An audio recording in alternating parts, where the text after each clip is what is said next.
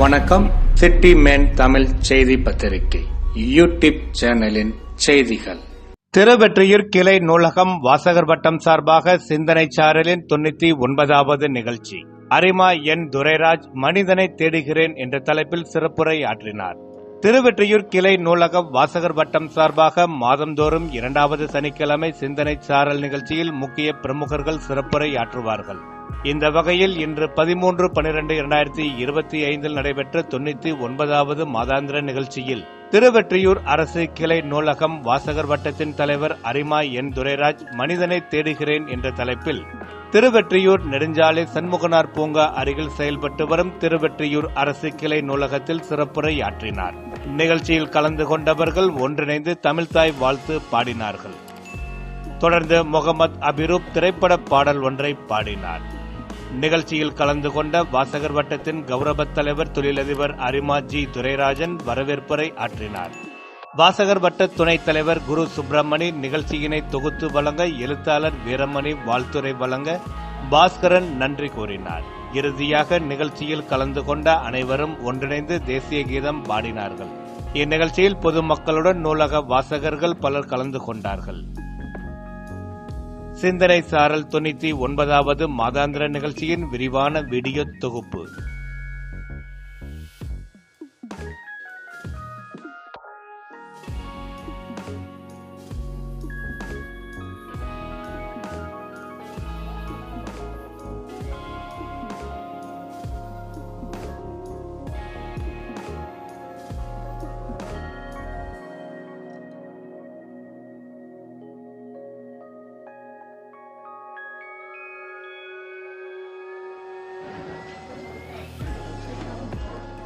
மாலை வணக்கம். நமது திருவெற்றியூர் கிளை நூலகத்தில் ஒவ்வொரு மாதமும் 2வது சனிக்கிழமை சிந்தனை சாரல் நிகழ்ச்சி, இலக்கிய நிகழ்ச்சி நடைபெறும். இம்மாதம் இன்று நடைபெற உள்ளது.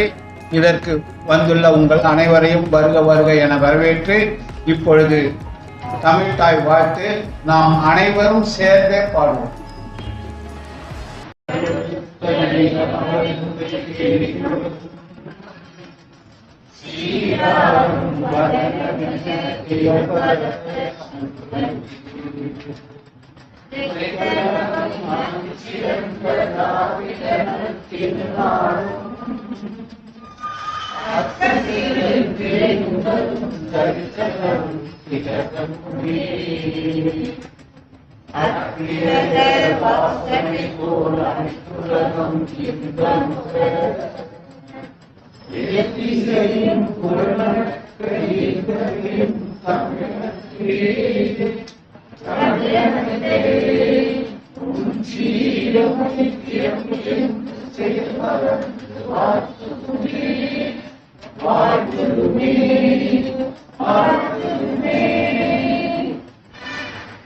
இன்று வருகை புரிந்திருக்கும் நமது வாசகர் வட்டத்தின் கௌரவ தலைவர் ஐயா ஜிவிஆர் அவர்களை வருக வருக என வரவேற்கிறேன்.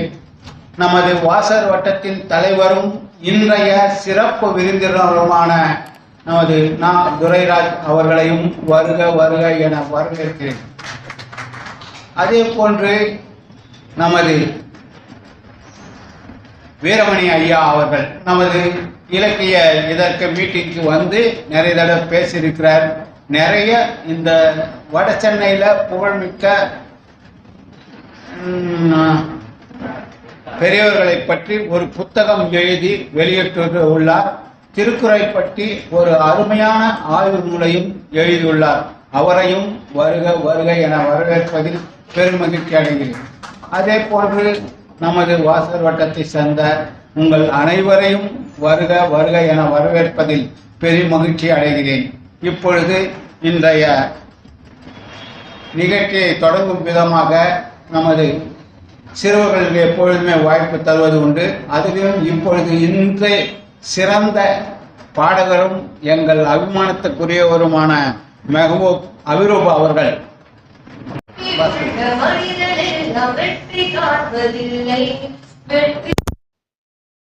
புத்திசாலி இல்லை, புத்திசாலி இல்லை. புத்தியுள்ள மனிதர் எல்லாம் வெற்றி காண்பதில்லை. வெற்றி பெற்ற மனிதர் எல்லாம் புத்திசாலி இல்லை, புத்திசாலி இல்லை. பணம் இருக்கும் மனிதரிடம் மனம் இருப்பதில்லை, மனம் இருக்கும் மனிதரிடம் பணம் இருப்பதில்லை. பணம் இருக்கும் மனிதரிடம் மனம் இருப்பதில்லை, மனம் இருக்கும் மனிதரிடம் பணம் இருப்பதில்லை. பணம் படைத்த வீட்டினிலே வந்ததெல்லாம் சொந்தம், பணமில்லாத மனிதனுக்கு சொந்தம் எல்லாம் துன்பம். புத்தி உள்ள மனிதன் எல்லாம் வெற்றி காண்பதில்லை, வெற்றி பெற்ற மனிதன் எல்லாம் புத்திசாலி இல்லை, புத்திசாலி இல்லை.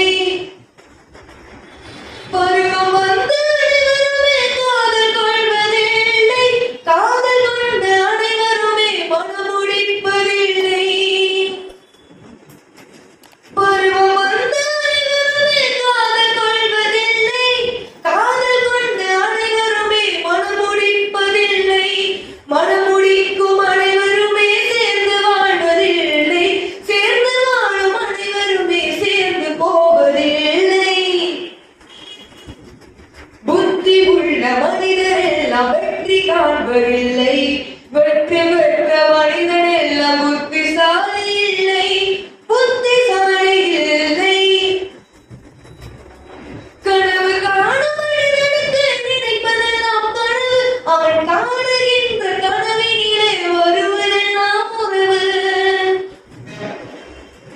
கனவு காணும் மனிதனுக்கு நினைப்பதெல்லாம் கனவு, அவன் காணுகின்ற கனவினிலே வருவதெல்லாம் உறவு.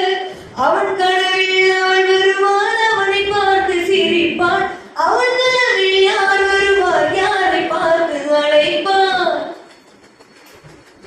புத்தி உள்ள மனிதன் எல்லாம் வெற்றி காண்பதில்லை, வெற்றி பெற்ற மனிதன் எல்லாம் புத்திசாலி இல்லை, புத்திசாலி இல்லை.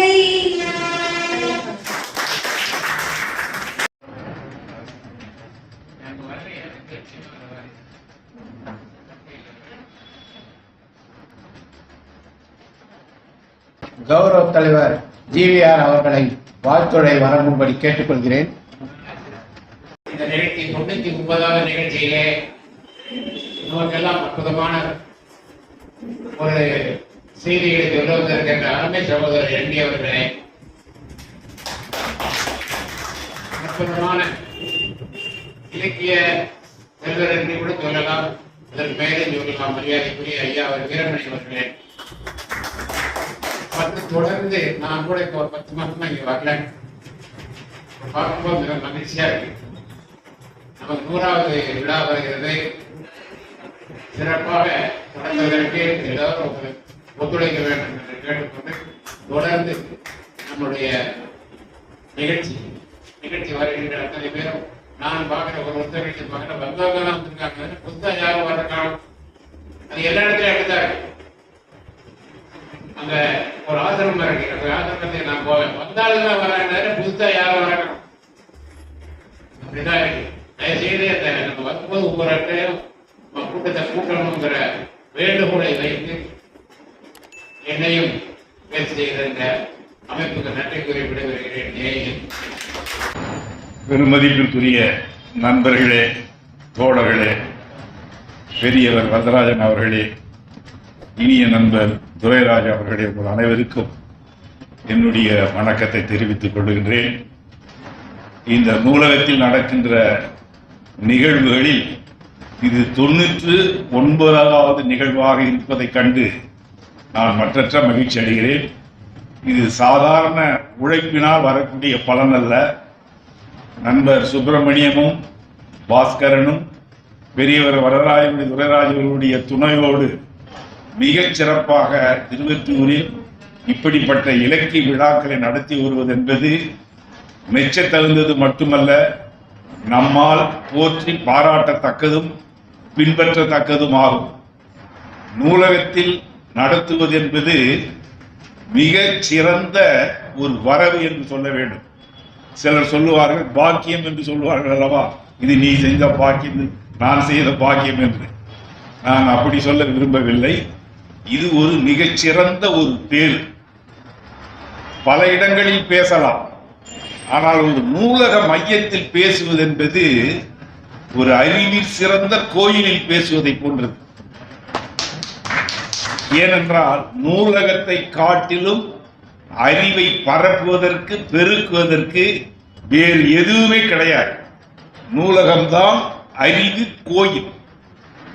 ஒரு கவிஞன் பாடினான், நூலகங்கள் மனப்பிணியை தீர்த்து கட்டும் நுண் மருந்து நிலையங்கள், சான்றோர் அறிவகத்துள் சால்வுடனே வழி செய்யும் சாளரங்கள், கோல இருப்பு கூடங்கள், கல்வி மாடங்கள். ஆதலால் நூலகத்தில் படையெடுப்பீர். நீங்க தான் இப்ப படையெடுத்து வந்து இருக்கிறீர்கள். இந்த கூட்டம் பெருங்கூட்டமாக இருக்க வேண்டும் என்றால் ஒவ்வொருவரும் ஒவ்வொரு அழைத்துக் கொண்டு வர வேண்டும். இது செவியில் கேட்டு அனுபவிக்கின்ற ஒரு உணர்வு இருக்கிறது அல்லவா? இந்த அறிவுதான் மிகச்சிறந்த அறிவு. எவ்வளவு படித்தாலும் நாம் கேட்க கேட்க அந்த அறிவு விரிவடையும். நாம் எவ்வளவு படித்து இருந்தாலும் கூட சில மேடைகளில் சிலர் பேசுகின்ற பேச்சின் போது இப்படியும் அப்படியும் எதிரும் புதிருமாக பல சிந்தனைகள் நம்முடைய மண்டையில் வந்து குவியும். அதனால்தான் வள்ளுவர் சொன்னார், என்ன சொன்னார்? செல்வத்துள் செல்வம். செல்வம் தான் பெரிய செல்வம், அதல்ல. செல்வத்துள் செல்வம் செவிச்செல்வம். அச்செல்வம் செல்வத்துள் எல்லாம் தலை. இது அதுதான் மிகப்பெரிய செல்வம். அந்த செல்வத்தை தேட நீங்க வந்திருக்கிறீர்கள்.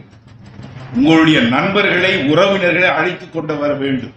நான் சொன்னேன் அல்லவா, நூலகங்கள் மனப்பிணியை தீர்த்து கட்ட நுண்மருந்து நிலையங்கள். அந்த கவிதையினுடைய கடைசி வரி, ஆதலால் நூலகத்தில் படையெடுப்பீர், எடை எடுப்பீர்.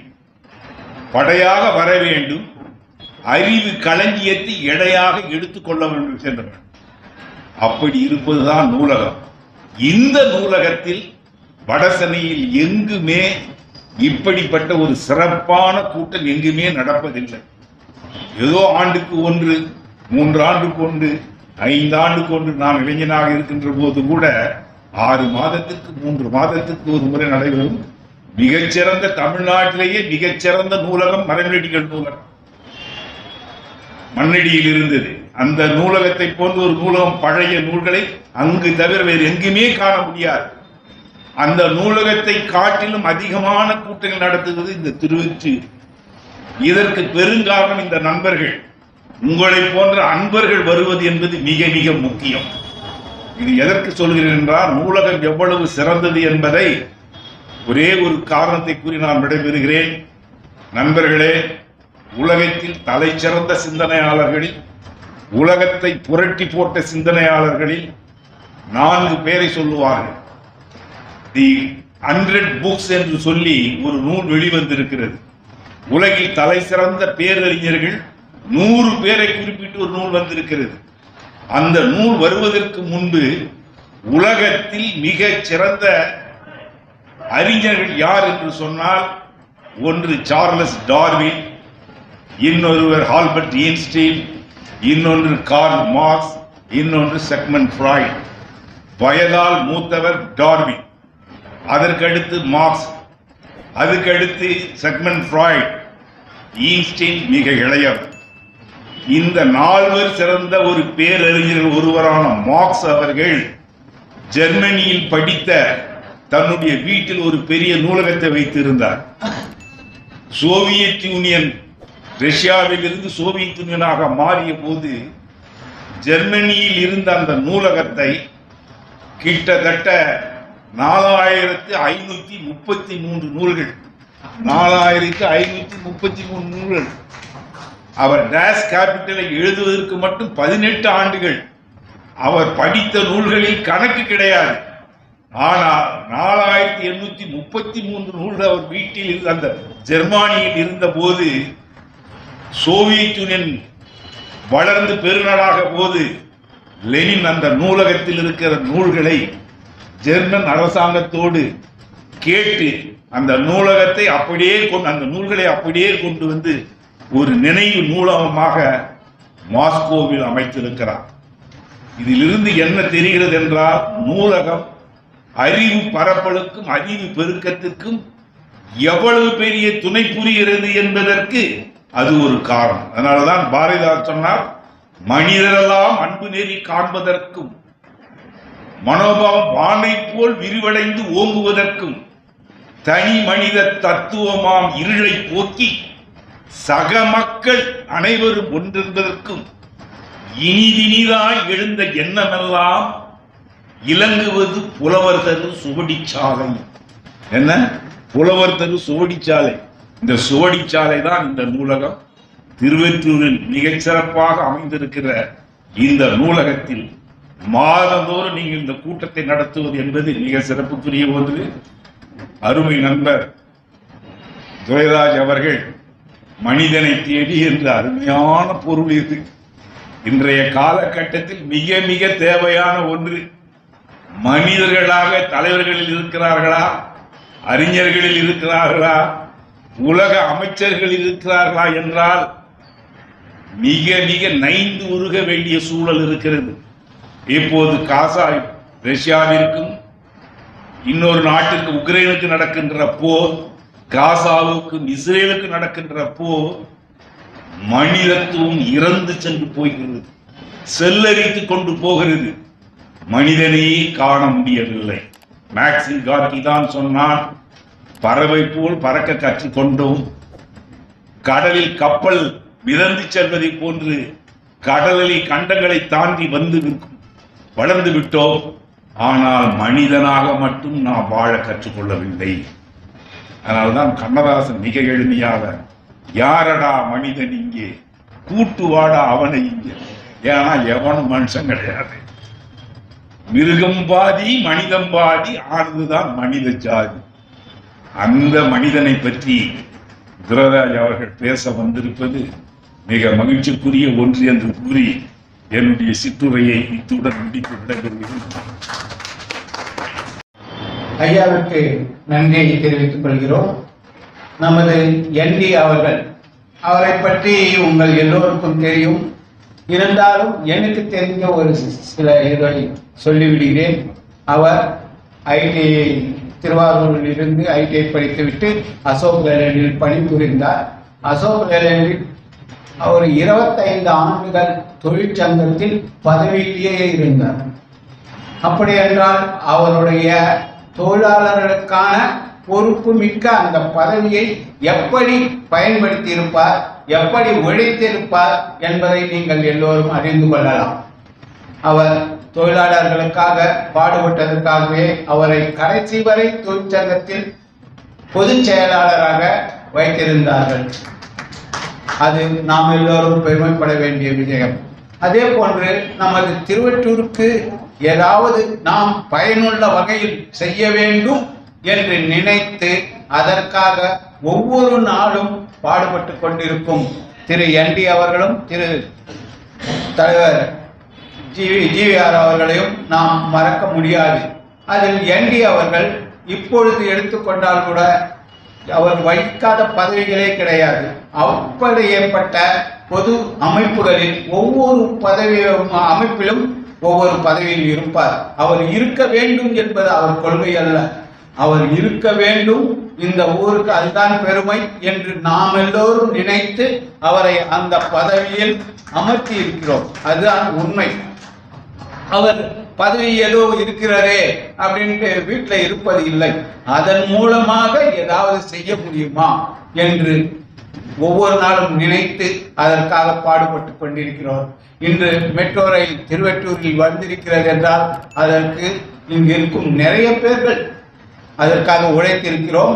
அதில் சிறப்பாக ஜிவிஆர் அவர்களும் என்டி அவர்களும் உழைத்தார்கள். அது ஒன்று பேர் சொல்லும்படி நாம் அதை சொல்லுகிறோம். இந்த நூலகம் வருவதற்கு ஏறக்குறைய ஒரு வருஷம் இருக்குமா சார் நம்ம பாடுபட்டது நூலகம் வர்றதுக்கு? 2 வருடங்கள் பாடுபட்டுதான் இந்த நூலகம் கிளை நூலகம் என்று எந்த அரசு அதிகாரி வந்து பார்த்தாலும் ஒத்துக்கொள்ள மாட்டார். அப்படி ஒரு சிறப்பான நூலகத்தை இங்கு நிறுவி அதில் ஏகப்பட்ட புத்தகங்களை வைத்துள்ளோம். அதே மாதிரி இந்த நூலகம் 16 லட்சம் ரூபாய் வைப்புத் தொகை. அது இதுவரைக்கும் தமிழகத்தில் வேறு எந்த நூலகத்திலையும் வைக்கப்படவில்லை, நம்ம திருவள்ளூரில் தான். அதற்கு அந்த மாதிரி வைப்புத் தொகை வைப்பதற்கு மூல காரணம் இவர்கள் இருவரும். அது துரைராஜ் அவர்கள் உழைத்து நிறைய பேர் அவர் நண்பர்களிடம் சொல்லி இதுக்கு நாம் கொடுக்கணும், நம்ம திருவள்ளூருக்கு பெருமை இது அப்படின்னு சொல்லி நிறைய பேர் 10,000, 5,000, 1,000 என்று கொடுத்திருக்கிறார்கள். அவர்களுடைய பணியை நாம் இன்னும் சொல்லிக்கொண்டே போகலாம். அது அவ்வளவு நன்றாக இருக்காது, நம்மை நாமே புகழ்ந்து கொள்வது போல் இருக்குமே என்று இத்துடன் முடித்துக் கொள்கிறேன். நமது ஐயா ND அவர்களை சிறப்புரை ஆற்றும்படி அழைக்கிறேன். பேரன்பிற்கும் பெருமதிப்பிற்கும் உரிய வாசகர் வட்டத்துடைய கௌரவ தலைவரும் எனது அன்பு சகோதரமான கல்விக்குரிய ஜிவிஆர் அவர்களே, நம்முடைய நூலகத்தில் நடக்கின்ற சிந்தனைச்சாளர் பல நிகழ்ச்சிகளிலே ஐயா புலவர் வீரமணி அவர்கள் கலந்து கொண்டு நமக்கெல்லாம் எப்பொழுதும் பெருமை சேர்த்துக் கொண்டிருக்கிறார். அதே போல இன்றைக்கும் வந்திருக்கிற அவருக்கு நம்முடைய அன்பான வரவேற்பை நாம் தெரிவித்துக் கொள்கிறோம். அன்றைக்குரிய சகோதரர் KS அவர்கள் என்னை பற்றி இங்கே எடுத்துரைத்தார்கள். அதில் எந்த அளவுக்கு எனக்கு தகுதி இருக்கிறது என்பது முழுவதுமாக என்னால் புரிந்து கொள்ள முடிகிறது. இந்த 99வது சிந்தனைச்சாளர் நிகழ்ச்சியிலே பங்கு கொள்வதில், பேசுவதில், என்னை பேச அழைத்ததில் நான் உண்மையிலேயே மிகவும் பெருமை அடைகிறேன். 99 கூட்டங்களாக நாங்கள் நடத்துவது மட்டுமல்ல, நீங்கள் எல்லாம் வந்திருந்து அந்த கூட்டத்தில் இருந்து பல சிறந்த சொற்பொழிவாளர்கள் பேசுவதெல்லாம் கேட்டு எங்களுக்கு மிகப்பெரிய பெருமையை தந்தீர்கள். அதற்காக வாசகர் வட்டத்தின் சார்பாக என்னுடைய நெஞ்ச கனிந்த நன்றியினை நான் தெரியப்படுத்துகிறேன். அடுத்ததாக 100வது கூட்டத்தை நான் வருகிற ஜனவரி 31ஆம் தேதி இறையன்பு அவர்கள் தலைமையிலே வழக்கம் போல நம்முடைய சங்கரா வித்யா கேந்திரா பள்ளியிலே நடத்தி இருக்கிறோம் என்பதையும் மகிழ்வுடன் உங்களுக்கு நான் தெரிவித்துக் கொள்வதிலே மிகவும் மகிழ்ச்சி அடைகிறேன். பொதுவாக 100 என்றால் ஒரு எல்லையை நாம் தொட்டு விட்டோம் என்ற உணர்வு நமக்கெல்லாம் ஏற்படுவது இயற்கை. 99 வாக்கு ஒரு பையன் வாங்கிவிட்டால் கூட 100 வாங்கவில்லையே என்ற ஒரு எண்ணம் தோன்றும், 100 வாங்கி இருக்கலாமே என்ற எண்ணமும் தோன்றும். ஆனால் இந்த 99 என்பது இன்னும் இன்னும் தொடர்ந்து நாம் இந்த சேவையை செய்து கொண்டிருக்க வேண்டும் என்பதற்கு ஒரு எடுத்துக்காட்டான எண்ணாக இந்த 99ஐ நான் கருதுகிறேன். இந்த கூட்டத்திலே யாரை பேசுவது என்ற எண்ணங்கள் வருகின்ற பொழுது அடுத்த கூட்டத்திலே நம்முடைய அறிஞர் இறையன்பு அவர்களை பேச அழைக்கிறோம். அதற்கு முன்பாக யாரையாவது அழைக்கலாம் என்கிற போது நம்முடைய KS அவர்களும் மதி அவர்களும் மற்றுமுள்ள நூலக நண்பர்களும் ஏன் நம்முடைய தலைவரே பேசட்டும், ND அவர்களே இதை பேசட்டும் என்று என்னை பேசுமாறு கூறினார்கள். அப்படி கூறும் பொழுது நானும் இதை ஒரு பெரிய செய்தியாக எடுத்துக்கொள்ளவில்லை. தொடர்ந்து ஏறத்தாழ தொழிற்சங்கத்தில் இருந்த காரணத்தால் ஏறத்தாழ ஒரு 300-400 கூட்டங்களிலே, பொதுக்குழுவிலே, கூட்டங்களிலே, போனஸ் கூட்டங்களிலே, அது அல்லாமல் வெளிநாட்டிலே நடக்கின்ற கருத்தரங்குகள் எல்லாம் நான் கலந்து கொண்டிருக்கிறேன், பேசியிருக்கிறேன். பல விழாக்களிலே, பள்ளி விழாக்களிலே பேசியிருக்கிறேன். எனவே இந்த கூட்டத்தில் பேசுங்கள் என்று கூறிய போது நானும் சரி பேசுகிறேன் என்று சொல்லிவிட்டேன்.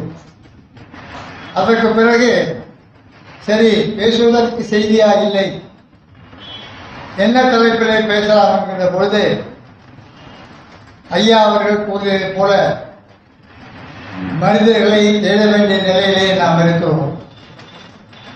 காரணம், மனித நேயம் இல்லை. ஒரு மனிதர் இன்னொருக்கு உதவ வேண்டும் என்ற எண்ணம் மிகவும் குறைவாக காணப்படுகிறது. சுயநலம் மேலோங்கி இருக்கிறது. அரசியல் கட்சிகள் மன்னிக்க வேண்டும், இந்த கூட்டத்தில் அரசியல் பற்றியும் நான் பேச இருக்கிறேன். நான் எந்த அரசியல் கட்சியும் சார்ந்தவர் அல்ல என்பதையும் உங்களுக்கு முதலே தெரியப்படுத்திக் கொண்டு, இப்படி ஒரு நிலையிலே நாம் இன்றைக்கு வாழ்ந்து கொண்டிருப்பதால் மனிதர்களை தேடுகின்ற தலைப்பு மிக சரியான தலைப்பு என்று நான் கருதுகிறேன். ஆனால் இந்த கூட்டத்திலே பேசுங்கள் என்று சொன்னவுடன் எனக்கு ஒரு கதை நினைவுக்கு வந்தது. அரசர் அந்த காலத்தில் உங்களுக்கு தெரியும், தன்னுடைய மந்திரிகள், படைத்தளபதிகள், வீரர்கள் எல்லாரையும் வைத்துக் கொண்டு ஏதோ கூட்டங்களோ விவாதங்களோ நடத்தி கொண்டிருப்பார். அவர் எங்கே நடத்தி கொண்டிருக்கிறார் என்றால், அந்த கூட்டத்தை ஒரு மாலை வேளையிலே தன்னுடைய மாளிகைக்கு வெளியே இருக்கின்ற ஒரு பெரிய அகழிக்கு நடுவிலே அந்த கூட்டத்தை நடத்தி கொண்டிருந்தார். அப்படி நடத்தி கொண்டிருந்த பொழுது அந்த அரசருக்கு ஒரு எண்ணம் தோன்றியது. எவ்வளவு அரசர் தான் வித்தியாசமாக நினைப்பார், செய்வார் என்று நமக்கெல்லாம் தெரியும், கதையிலே நாம் கேட்டிருக்கிறோம். அதை போல அரசர் நம்மளுக்கு என்ன சொன்னார் என்றால், நம்முடைய மாளிகைக்கு வெளியே இருக்கிற அகழி மிக பெரியது, ஆழமானது. இதிலே திமிங்கலங்களும் விஷ கிருமிகளும் பாம்புகளும் இதற்குள்ளே நீந்துகின்றன. எதிரிகள் வராமல் இருப்பதற்காக இதை அமைத்திருக்கிறோம் என்பது உங்களுக்கெல்லாம் தெரியும். நம்மிடம் சிறந்த வீரர்கள் இருக்கிறார்கள், நம்மிடம் நுணுக்கமான படை தளபதிகள் இருக்கிறார்கள். இவர்கள் யாராவது ஒருவர் இந்த அகழியிலே இறங்கி இந்த அகழியை தாண்டி அவர்கள் வந்து விட்டார்கள் என்றால் அவர்களுக்கு நான் மிகச்சிறந்த ஒரு வெகுமதியை தர இருக்கிறேன். எனவே யாராவது முன் வந்து நம்முடைய வீரர்களில் ஒருவர் இந்த அகழியிலே குதித்து இதை தாண்ட வேண்டும் என்று அரசரை கட்டளையிட்டார். அரசரை கட்டளையிட்டால் உங்களுக்கு தெரியும், நிச்சயமாக அறியப்பட வேண்டும் என்ற ஒரு நியதி. அந்த அடிப்படையிலே யாரும் அதில் இறக்குவதாக இல்லை. பல வீரர்கள், தளபதிகள் எல்லாம் ஒருவர் பார்த்து கொண்டு நின்றார்கள். அந்த நேரத்திலே ஒருவர் திடீரென்று அந்த அகழியிலே குதித்தார். எல்லோருக்கும் ஆச்சரியமாகிவிட்டது. யார் அவர் என்று பார்த்தால் யாருக்கும் அவரை தெரியவில்லை. அவர் அந்த அகழியிலே நீந்து எப்படியோ மறுக்கரையிலே வந்து மேலே ஏறிவிட்டார். எல்லோரும் மகிழ்ந்த மகிழ்ச்சியுடன் பாராட்டி அவரை அரசர் அழைத்து வந்து புகழ்ந்து பேசினார்கள். அப்படி பேசுகின்ற போது ஒரு படைத்தளபதி அவரை பார்த்து கேட்டார், நாங்கள் எல்லாம் யோசனை செய்து கொண்டிருந்த போது எப்படி நீங்கள் மட்டும் குறித்து வீரமாக இதில் நீதி வந்து விட்டீர்கள் என்று கேட்கிற போது அவர் சொன்னார், நான் எங்கே குதித்தேன், அவர்கள் தள்ளிவிட்டு விட்டார்கள், நான் அதில் உழுது விட்டேன், உயிர் பிழைக்க வேண்டுமே என்று நான் அந்த பக்கத்துக்கு வந்தேன் என்று அவர் பதில் சொன்னார். அதே போல 99வது கூட்டத்திலே பல அறிஞர்கள் பேசிய கூட்டத்திலே, நம்ம புலவர் பிரமுகனார் பேசிய கூட்டத்தில் எல்லாம் என்னையும் பேச வேண்டும் அழைத்த போது நானோ இதற்கு இருக்கின்ற ஒரு துணிச்சலில் நானும் பேசுகிறேன் என்று கூறிவிட்டேன். அதனால் உங்கள் முன்பு நான் வைக்கிறேன். இந்த 99வது கூட்டத்திலே பேசுகின்ற இந்த சிறப்பினை பெற்றமைக்காக மீண்டும் நான் என்னுடைய நன்றியை உங்கள் அத்தனை பேருக்கும் நான் தெரிவித்துக் கொள்கிறேன். மனிதர்களை தேடுகிறேன் என்ற தலைப்பை பார்க்கின்ற பொழுது ஏதோ ஒரு எதிர்மறையான தலைப்பு போலவும், மனிதர்களே இங்கு இல்லாதது போலவும், மனிதர்களை ஏதோ தேடி தேடி துருவது போலவும் ஒரு கருத்து உங்களுக்கெல்லாம் ஏற்படலாம். மனிதன் என்பவருக்கு ஒரு இலக்கணம் இருக்கிறது. மனிதன் என்றால் அவர் இப்படி வாழ வேண்டும், இப்படி நடந்து கொள்ள வேண்டும், இப்படி ஒழுக்கமாக இருக்க வேண்டும். தமிழன் என்றால் எப்படி தமிழை கற்றுக்கொள்ள வேண்டும், எப்படி தமிழை பேச வேண்டும், தமிழுக்கு ஒரு ஆபத்து வந்தால் எழுந்து நின்று எப்படி அதை எதிர்க்க வேண்டும் என்றெல்லாம் உணர்வு வர வேண்டும் என்ற ஒரு நியதி இருக்கிறது. அப்படிப்பட்ட நியதி மனிதர்களாகிய நமக்கெல்லாம் என்னையும் சேர்த்து இருக்கிறதா என்று ஒரு கேள்வியை எழுப்பினால் இருக்கிறது என்று தைரியமாக என்னால் சொல்ல முடியவில்லை என்பதை நான் வருத்தத்தோடு உங்களுக்கு நான் தெரிவித்துக் கொள்கிறேன். இன்றைக்கு எவ்வளவோ செய்திகளை நம்முடைய இலக்கியங்கள் நமக்கு சொல்லியிருந்தாலும் கூட தமிழுக்கு என்று ஒரு நிலை வருகின்ற பொழுது, தமிழ் இலக்கியங்களுக்கு என்று ஒரு எதிர்ப்பு வருகின்ற பொழுது அவற்றையெல்லாம் சந்திப்பதற்கு நாம் மனிதர்களாக, தமிழர்களாக வீறு கொண்டு எழ வேண்டும் என்று நான் பல கூட்டங்களிலே பேசியிருக்கிறேன். ஆனால் அதற்கெல்லாம் பொதுமக்களிடமிருந்து மிகப்பெரிய ஒரு எதிர்ப்பு வந்ததாகவோ அல்லது அதை உணர்ந்ததாகவோ ஒரு சிலரை தவிர எவரும் அறிந்ததாக எனக்கு படவில்லை. உதாரணமாக இந்த உலகத்திலே ஏறத்தாழ 1 ட்ரில்லியன், அதாவது 100 லட்சம் கோடி ஜீவராசிகள் வாழ்வதாக தோராயமாக விஞ்ஞானிகள் சொல்கிறார்கள். அதிலே மனிதனுடைய சதவீதம் என்பது மிகவும் குறைவானது. சரியாக கணக்கிட்டு சொல்லவில்லை, இன்னும் நமக்கு தெரியவில்லை, அல்லது எனக்கு தெரியவில்லை என்று நான் கருதுகிறேன். அப்படி இருக்கின்ற பொழுது மனிதனாகிய நாம் நம்முடைய கடமையை செய்கிறோமா, மனிதனாக வாழ்கிறோமா என்ற கேள்வியை இந்த கூட்டத்திலே நான் எழுப்ப விரும்பினேன். அதே தலைப்பாக நம்முடைய கேசவரிடத்திலும் சொன்னேன். அவர்களும் மிக மகிழ்ச்சியாக அதை ஏற்றுக்கொண்டார்கள். அவர்களுக்கு என்னுடைய நன்றியை நான் முதற்கண் தெரிவித்துக் கொள்கிறேன். மனித உயிரில் மட்டும்தான் மற்ற உயிரினங்களெல்லாம் காட்டிலும் மிகுந்த சிறப்பினை நாம் பெற்றிருக்கிறோம். என்ன சிறப்பை பெற்றிருக்கிறோம்? சிந்திக்கக்கூடிய அறிவை நாம் பெற்றிருக்கிறோம், பேசக்கூடிய வாய்ப்பை நாம் பெற்றிருக்கிறோம், எளிதாக ஒரு புன்னகை செய்கின்ற மலர்ந்த முகத்தை அடுத்தவர்களுக்கு காட்டுகின்ற வாய்ப்பை நாம் பெற்றிருக்கிறோம். இந்த வசதியெல்லாம் ஏனைய ஜீவராசிகள் எதற்கும் இல்லை என்பதை நீங்கள் அறிவீர்கள். மாடு பேசுமா, குதிரை சிரிக்குமா, அல்லது ஆடுகள் சிந்திக்குமா, அல்லது ஏனைய மிருகங்கள் இந்த 3ஐயும் செய்யுமா என்றால் நிச்சயமாக செய்வதற்கான வாய்ப்பினை அவர்கள் பெறவில்லை. ஆனால் நாம் பெற்றிருக்கிறோம். எனவே நம்மை நாம் ஆறறிவு பெற்றவர்கள் என்று நாம் கூறிக்கொள்கிறோம். ஆனால் இந்த அறிவினை பெற்றிருக்கிற நாம் சிந்திக்க தெரிந்து எந்த அளவுக்கு சிந்தித்திருக்கிறோம் என்பதை நாம் சற்று யோசித்து பார்க்க வேண்டும் என்று நான் கேட்டுக்கொள்கிறேன். இந்த உலகத்தில் பல ஆயிரக்கணக்கான மொழிகள் இருந்திருக்கிறது. அதிலே எழுத்து வடிவம் பெற்ற மொழிகள் வெகுவாக குறைந்து ஏறத்தாழ நூற்றுக்கணக்கிலே இருந்திருக்கிறது. அவற்றிலும் எழுத்தாக எழுதக்கூடிய மொழிகள் மிக சிலவாகவே இருந்திருக்கிறது.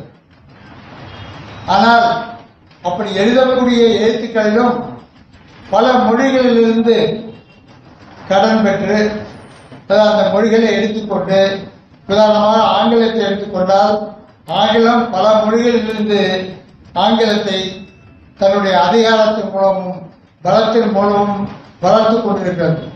அதே போல பல மொழிகளும் எழுத்தாற்றல் உள்ள மொழிகளும் பல்வேறு மொழிகளிலிருந்து தன்னை வளப்படுத்திக் கொண்டிருக்கிறது.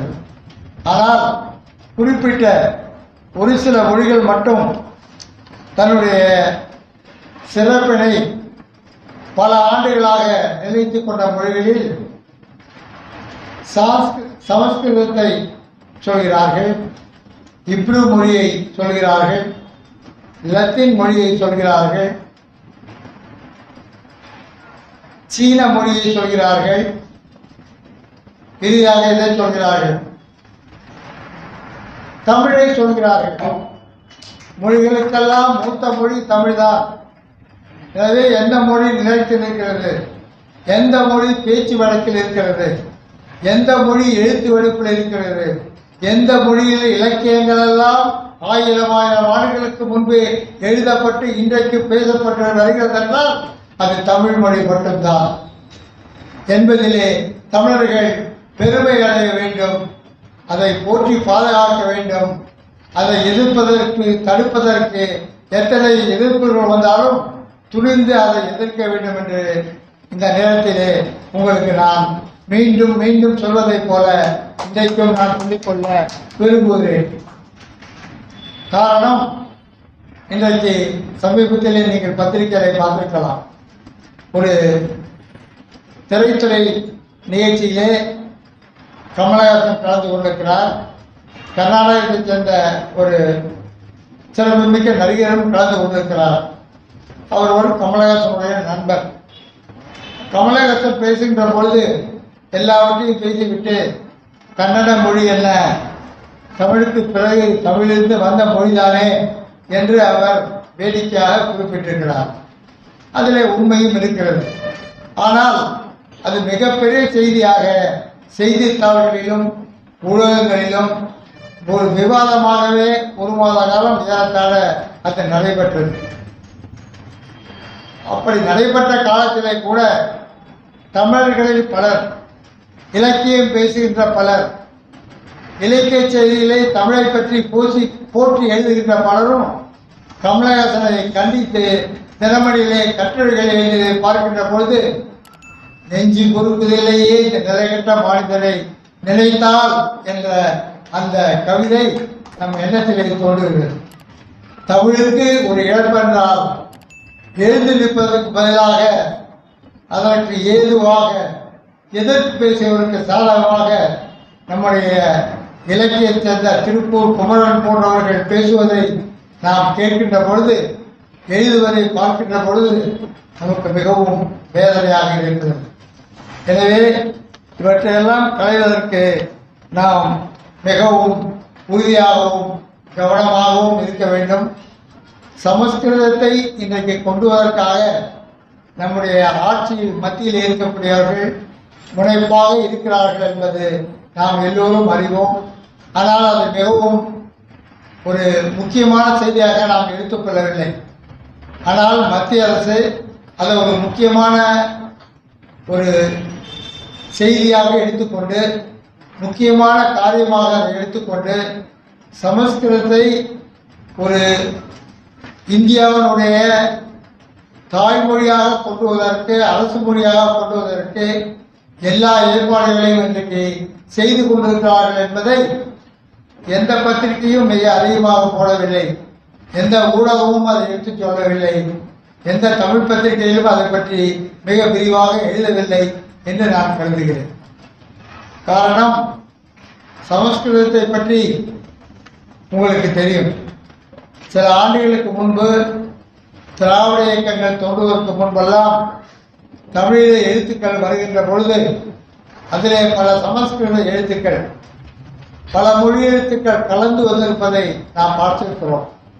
திராவிட இயக்கம் தோன்றியதுக்கு பிறகுதான் ஸ்ரீமான் என்பதும் ஸ்ரீவாரி என்பதும் மகாலட்சுமி என்பதும் தேவரி என்பதும் மறைந்து இன்றைக்கு உயர்ந்து என்பதும் திருவாட்டி என்பதும் மதிப்புமிகு என்பதும் உருவாக்கப்பட்டது என்பதை நீங்கள் மனதிலே கொள்ள வேண்டும். இது அப்படி இல்லாவிட்டால் இந்த தமிழுக்குள்ளே வேற மொழிகள் புகுந்து எப்படி தமிழை அழிப்பது அல்லது தமிழை எப்படி தரக்குறைவாக்குவது என்ற முயற்சியிலே மிக வேகமாக அனைவரும் ஈடுபட்டு விடுவார்கள். இன்றைக்கு கமலஹாசன் வந்து கன்னடம் தமிழில்தான் தோன்றியது என்ற சொல்லியதை ஊடகங்களும் பத்திரிகைகளும் செய்திகளும் இன்றைக்கு மிக விரிவாக எடுத்துக் கூறினார். ஆனால் மிக முக்கியமான ஒருவர் இந்தியாவில் இருந்து மத்திய அரசில் இருந்து சொன்னதை எத்தனை பேர் படித்திருப்பீர்கள் என்று எனக்கு தெரியாது. மொழிகளுக்கெல்லாம் தாய்மொழி சமஸ்கிருதம் தான் என்று நம்முடைய உள்துறை அமைச்சர் அமித்ஷா அவர்கள் பட்டவர்த்தனமாக பத்திரிகைகளுக்கு பீகாரிலிருந்து அறிவித்தார். ஆனால் அதை கண்டித்து எந்த அரசியல் தலைவரோ அல்லது யாருமோ அதற்கு ஒரு பதில் சொல்லவில்லை என்பதை நினைத்து நான் மிகவும் வருத்தமும் வேதனையும் படுகிறேன். எனவே நம்முடைய தோழர்கள் முன்பெல்லாம் தமிழுக்கு ஒரு ஆபத்து வந்த பொழுது பல்வேறு நிலைகளிலே இந்தியை ஆட்சி மொழி ஆக்க வேண்டும், இந்தி தான் எல்லாவற்றிலும் எழுத்திலிருந்து நடைமுறையிலிருந்து புழங்க வேண்டும் என்ற ஒரு எண்ணத்தை, ஒரு சட்டத்தை உருவாக்கிய போதெல்லாம் நாம் அதை தடுத்து நிறுத்திவிட்டோம். அதற்கு துணையாக நீதி கட்சி, திராவிட கட்சி போன்றவர்களெல்லாம் அதற்கு உறுதியாக நின்றார்கள். ஆனால் இன்றைக்கு ஆட்சியிலையும் அதிகாரத்திலையும் இருக்கக்கூடியவர்கள் திட்டமிட்டு தமிழை தரம் தாழ்த்துவதற்கு முயற்சியிலே அவர்கள் இறங்கியிருக்கிறார்கள். அவர்கள் இன்றைக்கு வேறொரு காங்கிரஸ் கட்சியை போல ஒரு கட்சியை சார்ந்தவர்கள் அல்ல. அவர்கள் திட்டமிட்டு ஒரு காரியத்தை அவர்கள் செய்கிறார்கள். இன்றைக்கு 2014க்கு பிறகு ஆட்சிக்கு வந்த நம்முடைய மத்திய அரசு ஏறத்தாழ எல்லா சட்டத்திட்டங்களையும் மாற்றி வருகிறார்கள். வரலாறு என்பதை நாம் பொதுவாக நமது முன்னோர்கள் விட்டு சென்ற இலக்கியங்களை பார்க்கிறோம், இலக்கணங்களை பார்க்கிறோம், கோவில்களை பார்க்கிறோம், கல்வெட்டுகளை பார்க்கிறோம், சிலைகளை பார்க்கிறோம். தொல்பொருள் ஆராய்ச்சியிலிருந்து நாம் வரலாற்றை அறிகிறோம். ஆனால் இன்றைக்கு வரலாற்று என்பதை புராணத்தின் மூலியமாக அந்த வரலாற்றை அமைக்க வேண்டும் என்று அதற்கு ஒரு குழு வைத்து அந்த குழு இன்றைக்கு வேலை செய்து கொண்டிருப்பது என்பதை எத்தனை பேர் அறிவார்கள் என்று எனக்கு தெரியவில்லை. மகாபாரதத்தில் இருக்கின்ற நிகழ்வு தான் நம்முடைய இந்திய வரலாறு. ராமாயணத்தில் இருக்கின்ற அந்த ராமாயண கதை தான் நம்முடைய இந்திய வரலாறு.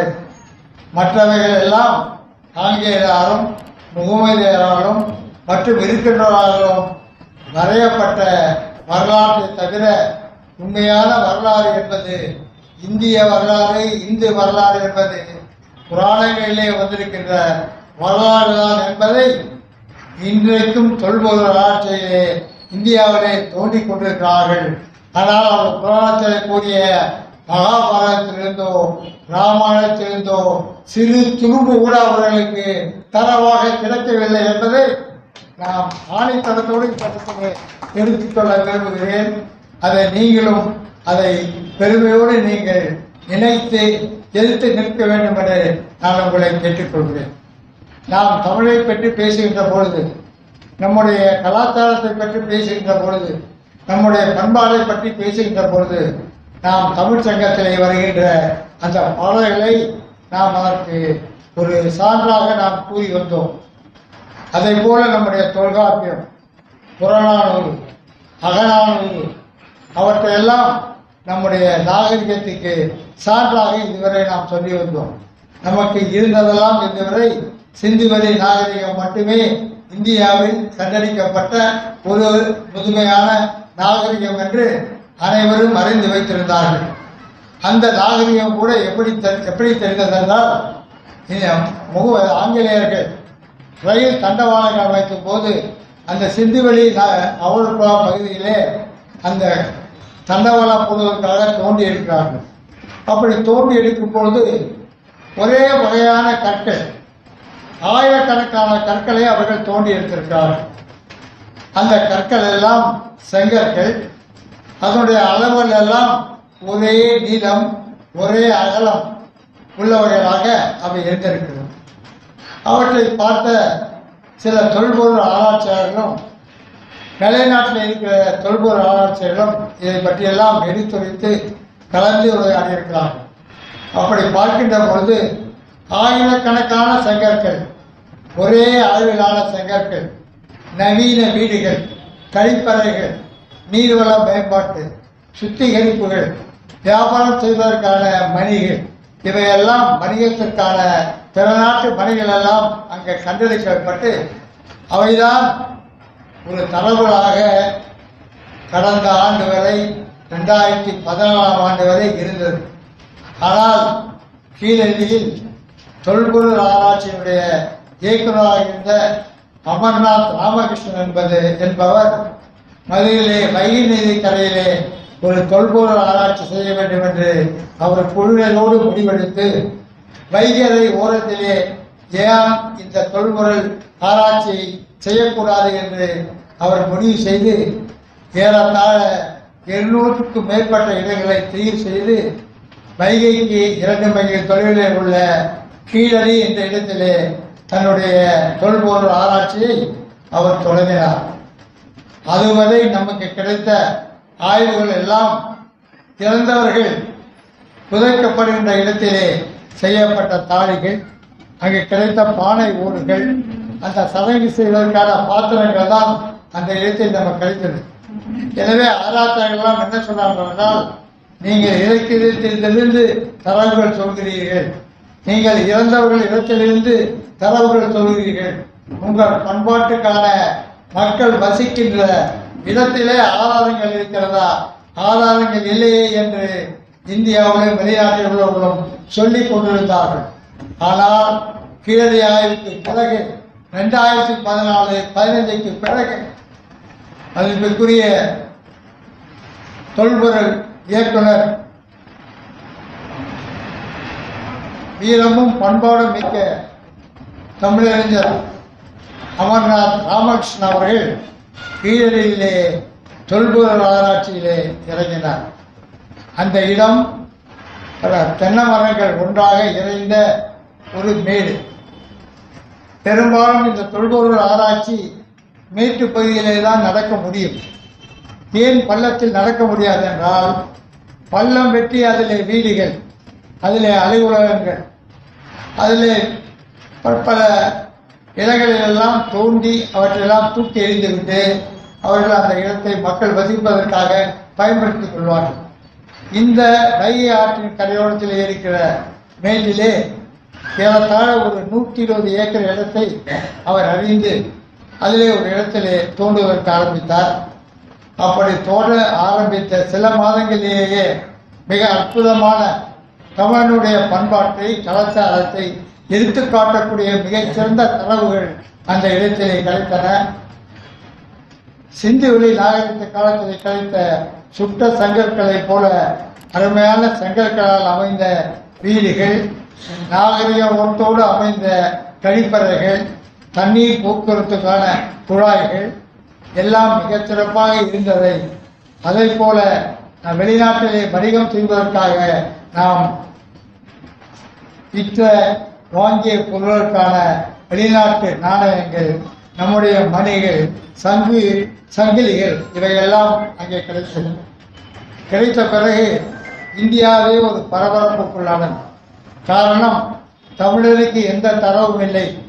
இலக்கிய தரவு, சங்ககால தமிழ் தரவை காட்டிலும் தொல்பொருள் ஆராய்ச்சியிலே ஒரு தரவு கிடைக்கவில்லை. அதனால் மொஹஞ்சதாரோ ஆராய்ச்சியிலே கிடைத்த தரவு தான் சரியான தரவு என்று எல்லோரும் உலகத்திலே நம்பி பேசி எழுதி கொண்டிருந்தார்கள். ஆனால் இந்த தரவு கிடைத்த பிறகு இந்த தரவை உலகிலெல்லாம் ஒரு தொல்பொருள் ஆராய்ச்சியிலே ஒரு பொருள் கிடைத்தால் அதை எங்கே சென்று அது எத்தனை ஆண்டுகள் கடந்துக்கு முன்னது, எத்தனை ஆண்டுகள் இதை கடந்திருக்கிறது என்பதை வெளிநாட்டில் இருக்கக்கூடிய ஒரு ஆராய்ச்சி நிறுவனத்திற்கு எடுத்துச் சென்று எல்லா தரவுகளையும் உலகத்தில் யார் அங்கே சோதனை செய்கிறார்களோ அந்த இடத்திலே சோதனை செய்து, அதை போல் இந்தியாவில் இருக்கக்கூடிய பல்கலைக்கழகங்களையும் கொடுத்து சோதனை செய்து ஏறத்தாழ 3500 ஆண்டுகளுக்கு முற்பட்ட காலத்துக்கு இந்த தரவுகள் நமக்கு கிடைத்து தமிழனுக்கு ஒரு தனி பெருமையை ஊட்டியிருக்கிறது என்று சொன்னால் அது மிகவில்லை. அப்படிப்பட்ட தரவு கிடைத்தும் அந்த தரவு நமக்கு கிடைக்கக்கூடாது, இந்த தரவு கிடைத்தால் நாம் அனைவரையும் எஞ்சி நிற்போம், உயர்ந்து நிற்போம் என்ற காரணத்தால் மத்திய அரசு என்ன செய்கிறது என்றால், அந்த அமர்நாத் ராமகிருஷ்ணனை 2 ஆண்டு காலம் அவர் தோண்டி எடுத்த அந்த தரவுகளை எல்லாம் உடனே நிறுத்திவிட்டு அவரை அசாமுக்கு மாற்றம் செய்துவிட்டார். அப்படி மாற்றம் செய்வது என்பது இந்திய வரலாற்றிலே எந்த தொல்பொருள் ஆராய்ச்சியாளரையும் அப்படி மாற்றம் செய்வதில்லை. வேறு அரசு அதிகாரிகளை மாற்றம் செய்யலாம். ஆனால் தொல்பொருள் ஆராய்ச்சி செய்பவர்கள், அதுவும் தொல்பொருள் ஆராய்ச்சியிலே சிறந்த தரவுகள் கிடைத்ததென்றால் தொடர்ந்து அவரை ஊக்குவிப்பார்களே தவிர அவரை மாற்றம் செய்ய மாட்டார்கள். அவரை அசாமுக்கு மாற்றம் செய்துவிட்டார்கள். மாற்றம் செய்யக்கூடாது என்று மதுரையில் இருந்த பலர் வழக்கு தொடர்ந்தார்கள். வழக்கு நடந்தது. வழக்கிலே மாற்றக்கூடாது என்று உத்தரவும் வந்தது. இருந்தாலும் கூட மத்திய அரசு அவரை அசாமுக்கு மாற்றிவிட்டது. மதுரையிலிருந்து எங்கு மாற்றினார்கள்? அசாமுக்கு மாற்றினார்கள். தொல்பொருள் ஆராய்ச்சி தலைமையகம் எங்கே இருக்கிறது? மதுரையில் இருக்கிறது.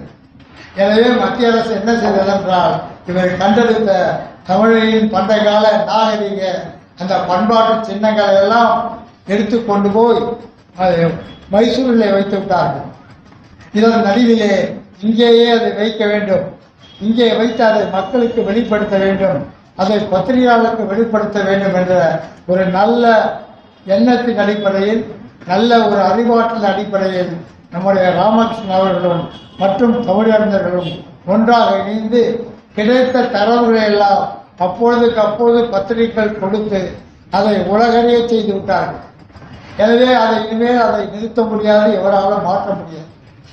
அதை அசாமுக்கு மாற்றிய பிறகு தொடர்ந்து இந்த தொல்பொருள் ஆய்வு நிகழ வேண்டும் என்பதற்காக பலர் வற்புறுத்தியதன் காரணமாகவும் வழக்கிலே நமக்கு வெற்றி கிடைத்ததன் காரணமாகவும் அங்கே கொண்டு வந்து ஸ்ரீராம் என்ற ஒருவரை அங்கே போட்டார்.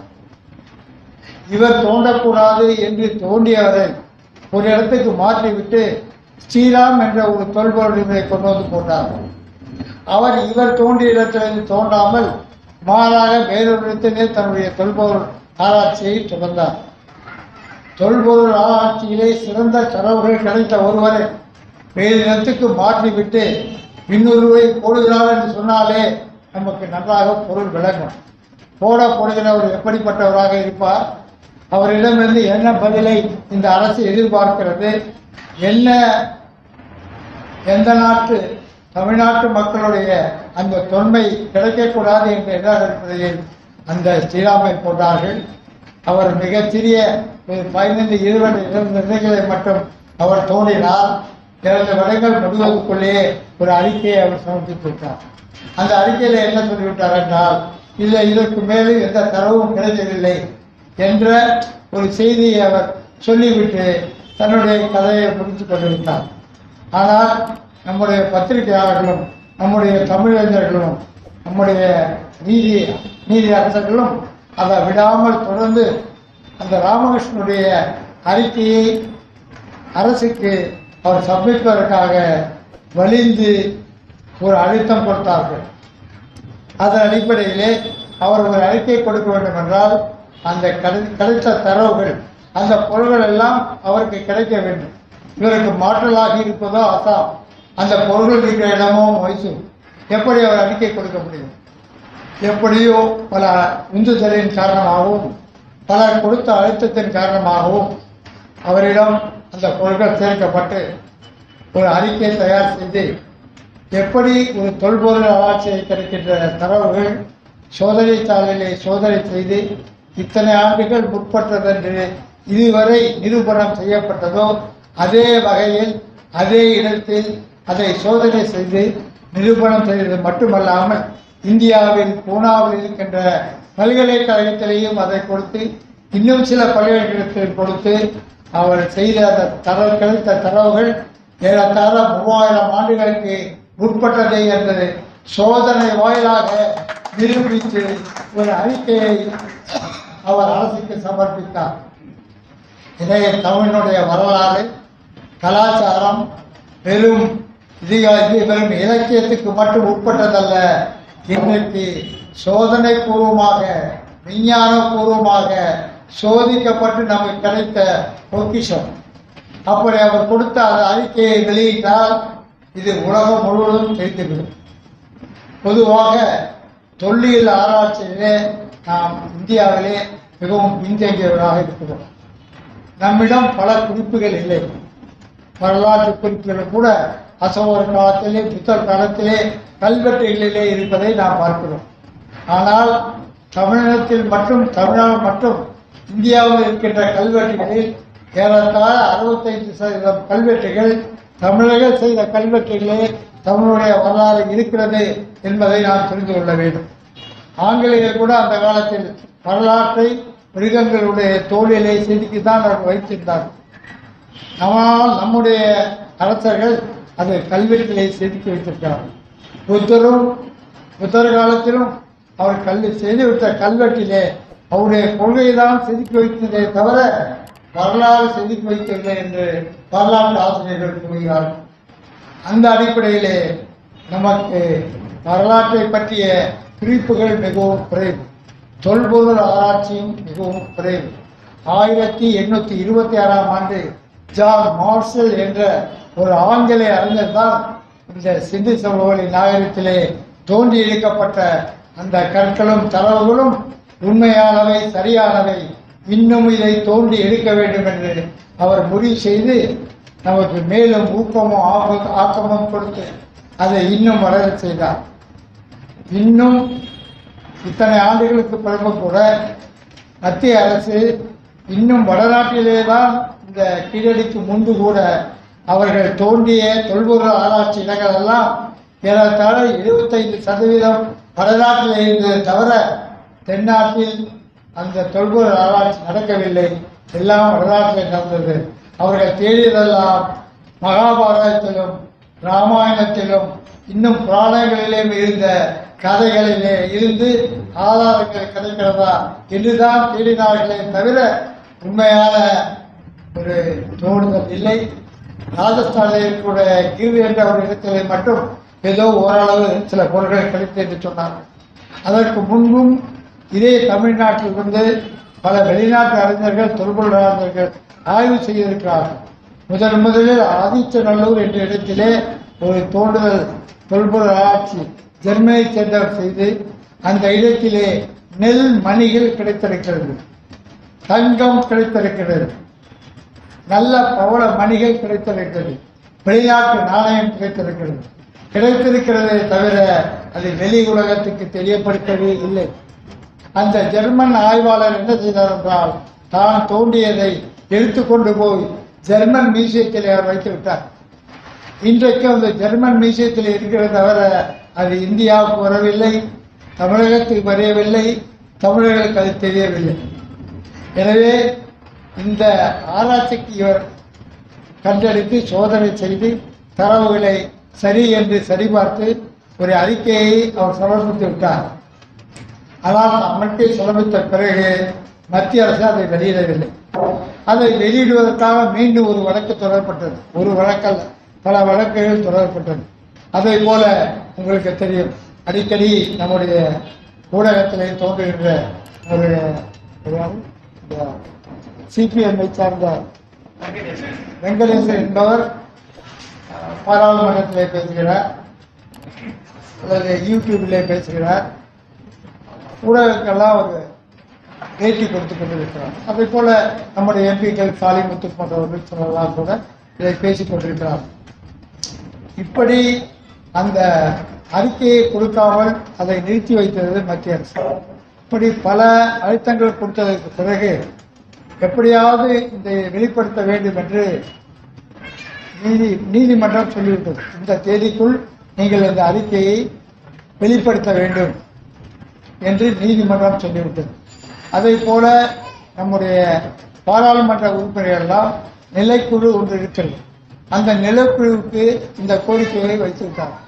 நிலக்குழு ஒரு கோரிக்கையை வைத்தால் நிலக்குழுவினுடைய ஆணைப்படி அரசு அந்த அறிக்கையை ஒப்படைக்க வேண்டும். அதற்கு ஒரு நாள் குறித்தார்கள். ஒரு நாள் குறித்து இந்த மாதத்திலே நிலைக்குழு கூடும். நிலைக்குழு கூடுகின்ற நேரத்திலே மத்திய அரசு அந்த அறிக்கையை கொண்டு வந்து தாக்கல் செய்ய வேண்டும் என்று அவர்கள் நிலைக்குழு கூறிவிட்டது. ஆனால் இந்த மாதம் எனக்கு மறந்துவிட்டது, ஒரு தோராயமாக சொல்லுகிறேன். இந்த மாதம் 25ஆம் தேதி நிலைக்குழுவிலே அந்த அறிக்கை சமர்ப்பிக்கப்பட வேண்டும் என்ற நிலை இருக்கின்ற பொழுது இன்றைக்கு 10ஆம் தேதி, இன்றைக்கு 13ஆம் தேதி என்று எடுத்துக்கொள்வோம். 13ஆம் தேதி அன்றைக்கு மத்திய அரசு ஒரு அறிக்கையை அமர்நாத் ராமகிருஷ்ணனுக்கு கொடுக்கிறது. என்ன அறிக்கை கொடுக்கிறது என்றால், நீங்கள் கொடுத்த அறிக்கையில் இன்னும் துல்லியமாக இருக்க வேண்டும், இன்னும் அது சரியாக இருக்க வேண்டும், மேலும் இதை செழுமைப்படுத்தி வேறொரு அறிக்கை கொடுங்கள் என்று மத்திய அரசு நிலைக்குழுவிடம் அறிக்கையை சமர்ப்பிக்காமல் இருப்பதற்காக ஒரு நோட்டீஸை அமர்நாத் ராமகிருஷ்ணனுக்கு வழங்கிவிட்டது. ராமகிருஷ்ணன் அவர்கள் சித்தத்திடமாக தைரியமாக மத்திய அரசை எதிர்த்து, தொல்பொருள் ஆராய்ச்சியை எதிர்த்து, நான் செய்தது சரி, என்னுடைய ஆராய்ச்சியை நான் மீண்டும் திருப்பி எழுத மாட்டேன், இது மிகச்சரியான அறிக்கை, அதை இதற்கு மேல் நான் எதுவும் செய்ய முடியாது என்று கூறிவிட்டார். ஆனால் மத்திய அரசு மீண்டும் செழுமையான ஒரு அறிக்கையை, மீண்டும் ஒரு சரியான அறிக்கையை வேண்டும் என்ற நிலையை ஏற்படுத்தி இந்த நம்முடைய பண்பாட்டு தரவுகளை வெளிக்கோராமல் கொண்டு வருவதற்கான முயற்சியை மேற்கொண்டு அதற்கு பதிலாக புராணங்களையும் இதிகாசங்களையும் வரலாற்று ஆக்குவதற்காகவும் சமஸ்கிருதத்தை இந்திய மொழியாக்குவதற்காகவும் ஈடுபட்டு கொண்டு வருகிறது என்ற ஒரு ஆபத்தான சூழ்நிலையை தமிழ்நாட்டில் நாம் உணர வேண்டும். மனிதர்கள் எல்லோரும் இதை உணர வேண்டும். எல்லாவற்றையும் நாம் உணர்ந்துவிட்டு பேசாமல் இருப்பது என்பது பொருளே இல்லை. பேசுகின்றவன் எதிர்ப்பவன் ஒரு புறம் இருந்தால் கூட, ஆதரிப்பவன் இன்னொரு புறம் இருந்தால் கூட, எல்லையும் பார்த்து கொண்டு வேடிக்கை பார்ப்பவன் இருக்கிறானே, அவன் எல்லாவற்றையும் விட மோசமானவன் என்று பல அறிஞர்கள் கூறுகிறான். சண்டை போடுபவன் இருக்கலாம், அதில் ஒருவன் வெற்றி பெறலாம், தோல்வி பெறலாம். இரண்டும் இல்லாமல் அந்த சண்டையை வேடிக்கை பார்த்து கொண்டு இருப்பவன் இருக்கிறானே, அவன் எந்த ஒரு கெட்ட காரியத்துக்கு ஒருவன் சண்டை போடுகிறானோ அவனுக்கு துணை போகிறான் என்றுதான் பொருள். நம்ம திருப்பி மகாபாரதத்துக்கு போகலாம். மகாபாரதத்தில் பீஷ்மர் மாபெரும் வீரர், அவருக்கு இணையான வீரர் ஒன்றும் கிடையாது. அவர் உலகத்தில் உள்ள வரமெல்லாம் வாங்கி வச்சிருக்காரு. சண்டை போடுறதுக்கு, இன்னொருவனை சாகடிக்கிறதுக்கு, மங்களம் சொல்றதுக்கெல்லாம் வாங்கி வச்சிருக்காரு. அப்படி அதெல்லாம் எனக்கு தெரியாத, நான் படிக்கவில்லை. ஆனால் அந்த மதனுக்கெல்லாம் வாங்கி வச்சுருக்க பீஷ்மர் இன்னொன்னையும் வாங்கி வச்சிருக்காரு. நான் எப்போ நினைக்கிறேனோ அப்போ நான் சாகணும் அப்படின்னு ஒரு வரம் வாங்கி வச்சிருக்காரு. அப்படி வாங்கி வச்சிருக்கும் போது போர்க்களத்தில் அவர் அம்பு தாக்கப்பட்டு உயிர் போகிற நிலைமை. அப்போ அந்த உத்தராயணம் தட்சிணாயணம்னு என்னமோ ஒன்று இருக்கான் கவனத்தில், எனக்கு தெரியாது. அதில் சொல்கிறாங்க, அந்த பீஷ்மர் நான் தட்சிணாயணத்தில் இறக்க வேண்டும் என்று அவர் என்ன சொல்கிறாரு, உயிர் போகாமல் காத்திருக்காரு. ஏன்னா அந்த தட்சிணாயணத்தில் உயிர் போனால்தான் அவர் சொர்க்கத்துக்கு போவார். சொர்க்கம் எங்கே இருக்குன்னு இன்றைக்கும் உலகத்தில் யாருக்கும் தெரியாது, நரகம் எங்கே இருக்குன்னு யாருக்கும் தெரியாது. ஆனால் இது கலைகளிலும் சினிமாவிலும் ஊடகத்திலும் கேள்விப்பட்டிருக்கோமே தவிர அந்த ஊடகத்தில் இருக்கிறவங்க கூட அது தெரியாது. ஆனால் மக்கள் எல்லோரும் அதை நம்பிக்கொண்டு மனிதராக நாம் வாழ்ந்து கொண்டிருக்கிறோம். ஏனென்று எதற்கும் கேள்வி கேட்பதில்லை, எப்படி வந்ததென்று கேள்வி கேட்பதில்லை, யார் எங்கு செல்கிறார் என்று யாருக்கும் தெரியாது. ஆனாலும் கூட நாம் சொர்க்கத்துக்கு செல்வதாக நம்பிக்கொண்டிருக்கிறோம். நரகத்துக்கு செல்வதற்காக நாம் நம்பிக்கொண்டிருக்கிறோம். இப்படி அவர் அந்த சொர்க்கத்துக்கு போவதற்காக உயிரை பிடித்து வைத்துக் கொண்டிருக்கும் போது அந்த தட்சாயம் வந்த பிறகு கூட அவர் உயிர் போகவில்லை. உயிர் போகவில்லை என்றால் அவருக்கு தன்னுடைய சக்தியின் மீதே ஒரு சந்தேகம் வந்துவிட்டு, சந்தேகம் வந்தவுடன் அவர் உடனே இறைவனை பார்த்து, என்ன நான் எனக்கு உயிர் போக வளர்த்திருக்கிறீர்கள், என்னுடைய உயிரை நான் போக்கிக் கொள்ள விரும்புகிறேன், ஏன் என்னுடைய உயிர் போகவில்லை என்று கேட்கிறார். அப்போ அங்கே ஏதோ ஒரு சாமியார் வேற, இந்த மகாபாரதத்தில் வேற மாதிரி அவர் வந்த உடனே பீஷ்மர் கேட்கிறாரு, ஐயா இது மாதிரி எனக்கு உயிர் போகணும், அதற்கான வரத்தை நான் பெற்றிருக்கிறேன், ஆனால் எனக்கு உயிர் போகலையே ஏன்னு கேட்கிறார். அதுக்கு அந்த முனிவர் சொல்றாரு, நீங்கள் தவறு செய்திருக்கிறீர்கள், நீங்கள் பாவம் செய்திருக்கிறீர்கள், அதனால தான் உங்கள் உயிர் இன்னும் போகவில்லைன்னு கேட்கிறார். வீட்டில் சொல்றாரு, நான் எந்த தவறும் செய்யவில்லை என்று சொல்கிறார்.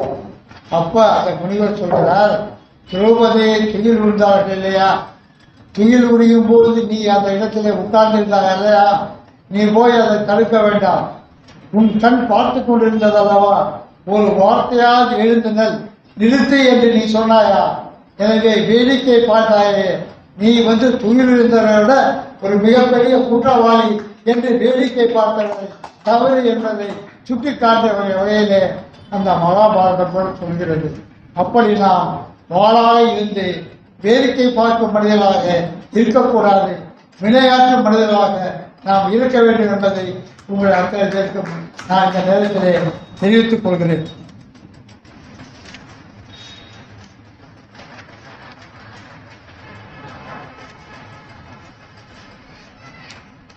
நமக்கு இன்றைக்குத்தான் தரவுகள் கிடைத்திருக்கிறது. எத்தனை ஆண்டுகளுக்கு முன்பு நம்முடைய கலாச்சாரம் பண்பு பரவி இருக்கிறது என்று, அதற்கு முன்பே நமக்கு இலக்கியங்கள் கிடைத்துவிட்டன. ஆனால் நமக்கு கண்முன்னே இருக்கிற பல ஆயிரங்களுக்கு முன்பு, பல ஆயிரம் ஆண்டுகளுக்கு முன்பு கட்டப்பட்ட தஞ்சை ராஜராஜன் கோவிலுக்கு உதாரணமாக நம்முடைய பண்பாட்டுக்கு இலக்கணமாக இருக்கிறது. அதே போல நம்மளுடைய கோயிலுக்கு இலக்கணமாக கல்லணை இருக்கிறது.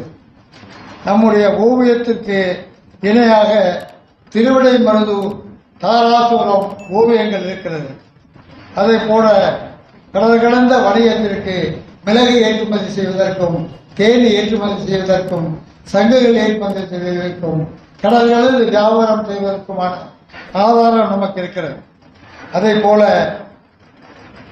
நமது இலக்கியங்கள் புறநானூறு, தொல்காப்பியம், அகநானூறு, சங்க இலக்கியங்கள் எல்லாம் நம்முடைய வரலாற்றை அற்புதமாக எப்படி ஒரு சோதனை கூடத்திலே சொல்லுவார்களோ அதை போல நம்முடைய இலக்கியங்கள் அறத்தையும் அந்த தரவுகளையும் சொல்லுகிறது. அந்த அறங்களும் தரவுகளும் எப்படி இருக்குமோ உதாரணங்கள், அந்த உதாரணங்கள் முழுமையாக கீழடியிலிருந்து கண்டெடுக்கப்பட்ட தொல்பொருள் ஆய்விலே 100% ஒத்து போகிறது என்பதை இந்த அரசால் கிடைக்க முடியவில்லை என்பதை நாம் பார்க்க வேண்டும். ஏனென்றால் இதை பார்த்தால் மூத்த மொழி எது, முந்திய மொழி எது, முந்திய தமிழன் யார் என்ற கேள்விகளுக்கெல்லாம் விடை மிக சுலபமாக கிடைத்துவிடும். இன்றைக்கும் உலகத்தில் உள்ள மக்கள் பலரும் இதை அறிந்திருக்கிறார்கள். இந்தியனும் தமிழன்தான் முழுமையாக அதை இன்னும் அறியவில்லை என்று நான் நினைக்கிறேன். அறிந்திருந்தால் மிகவும் அதற்காக நான் மகிழ்கிறேன். இப்படிப்பட்ட இந்த சூழலில் நம்முடைய இந்த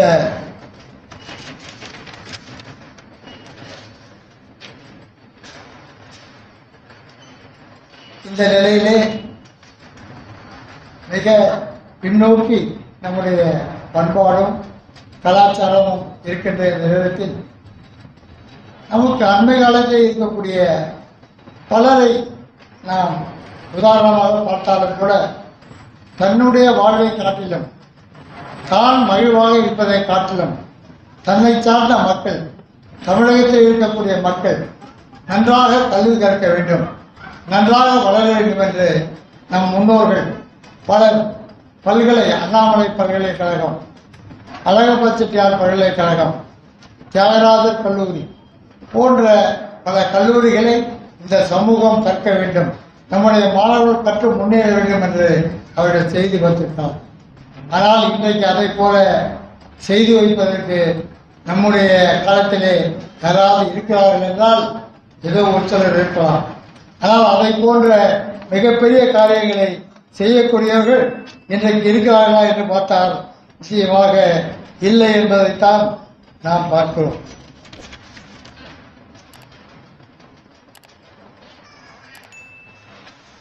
நம்மிடத்திலே எது இருந்தாலும் இல்லாவிட்டாலும் மனித நேயம் இருக்க வேண்டும், மனித பண்பு இருக்க வேண்டும். இன்றைக்கு அது இருக்கிறதா என்றால் புலவரையா சொன்னதைப் போல இன்றைக்கு உலகத்தை நாம் பார்க்கின்ற பொழுது ஒரு நாளைக்கு ஆயிரக்கணக்கான மக்கள் இறந்து கொண்டிருக்கிறார்கள். இஸ்ரேலும் பாலஸ்தீனமும் அமாசும் இன்றைக்கு சண்டை போட்டுக் கொண்டிருக்கிறது. அமாசிலும் பாலஸ்தீனத்திலும் ஏறத்தாழ ஒரு நாளைக்கு 6000-7000 பேர் கர்ப்பிணிகள், குழந்தைகள், ஊனமுற்றவர்கள் கொலை செய்யப்படுகிறார்கள். கேட்பதற்கு மனிதத்துக்கு குரல் இல்லை, வலிமை இல்லை, கூட்டம் இல்லை. அதே போல ரஷ்யாவும் உக்ரைனும் இன்றைக்கு சண்டை போட்டுக் கொண்டிருக்கிறது. பலர் இன்றைக்கு மடிந்து கொண்டிருக்கிறார்கள். சண்டை போட்டு மனிதன் மடிவதில்லை. ராக்கெட் ஏவுகணைகள் மூலம், ட்ரோன்கள் மூலம் அவர்கள் குண்டுகளை அனுப்பி, ராக்கெட்டுகளை அனுப்பி சண்டையிலே ஈடுபடாத மக்களை எல்லாம் கொன்று குவித்துக் கொண்டிருக்கிறார்கள். இந்த உலகத்திலே மனிதநேயம் உள்ளவர்கள் யாராவது இதற்கு குரல் கொடுக்கிறார்களா? அங்கொன்றும் இங்கொன்றுமாக ஏதோ குரல் காதில் விழுகிறதோ, கூட்டெழுந்து நின்று ஒரு குரல் கொடுப்பதற்கு கூட ஒரு அழுத்திடுவதற்கு மனிதர்கள் இன்றையே எங்கே மனிதர்கள் என்று மனிதர்களை நான் தேடுகிறேன்.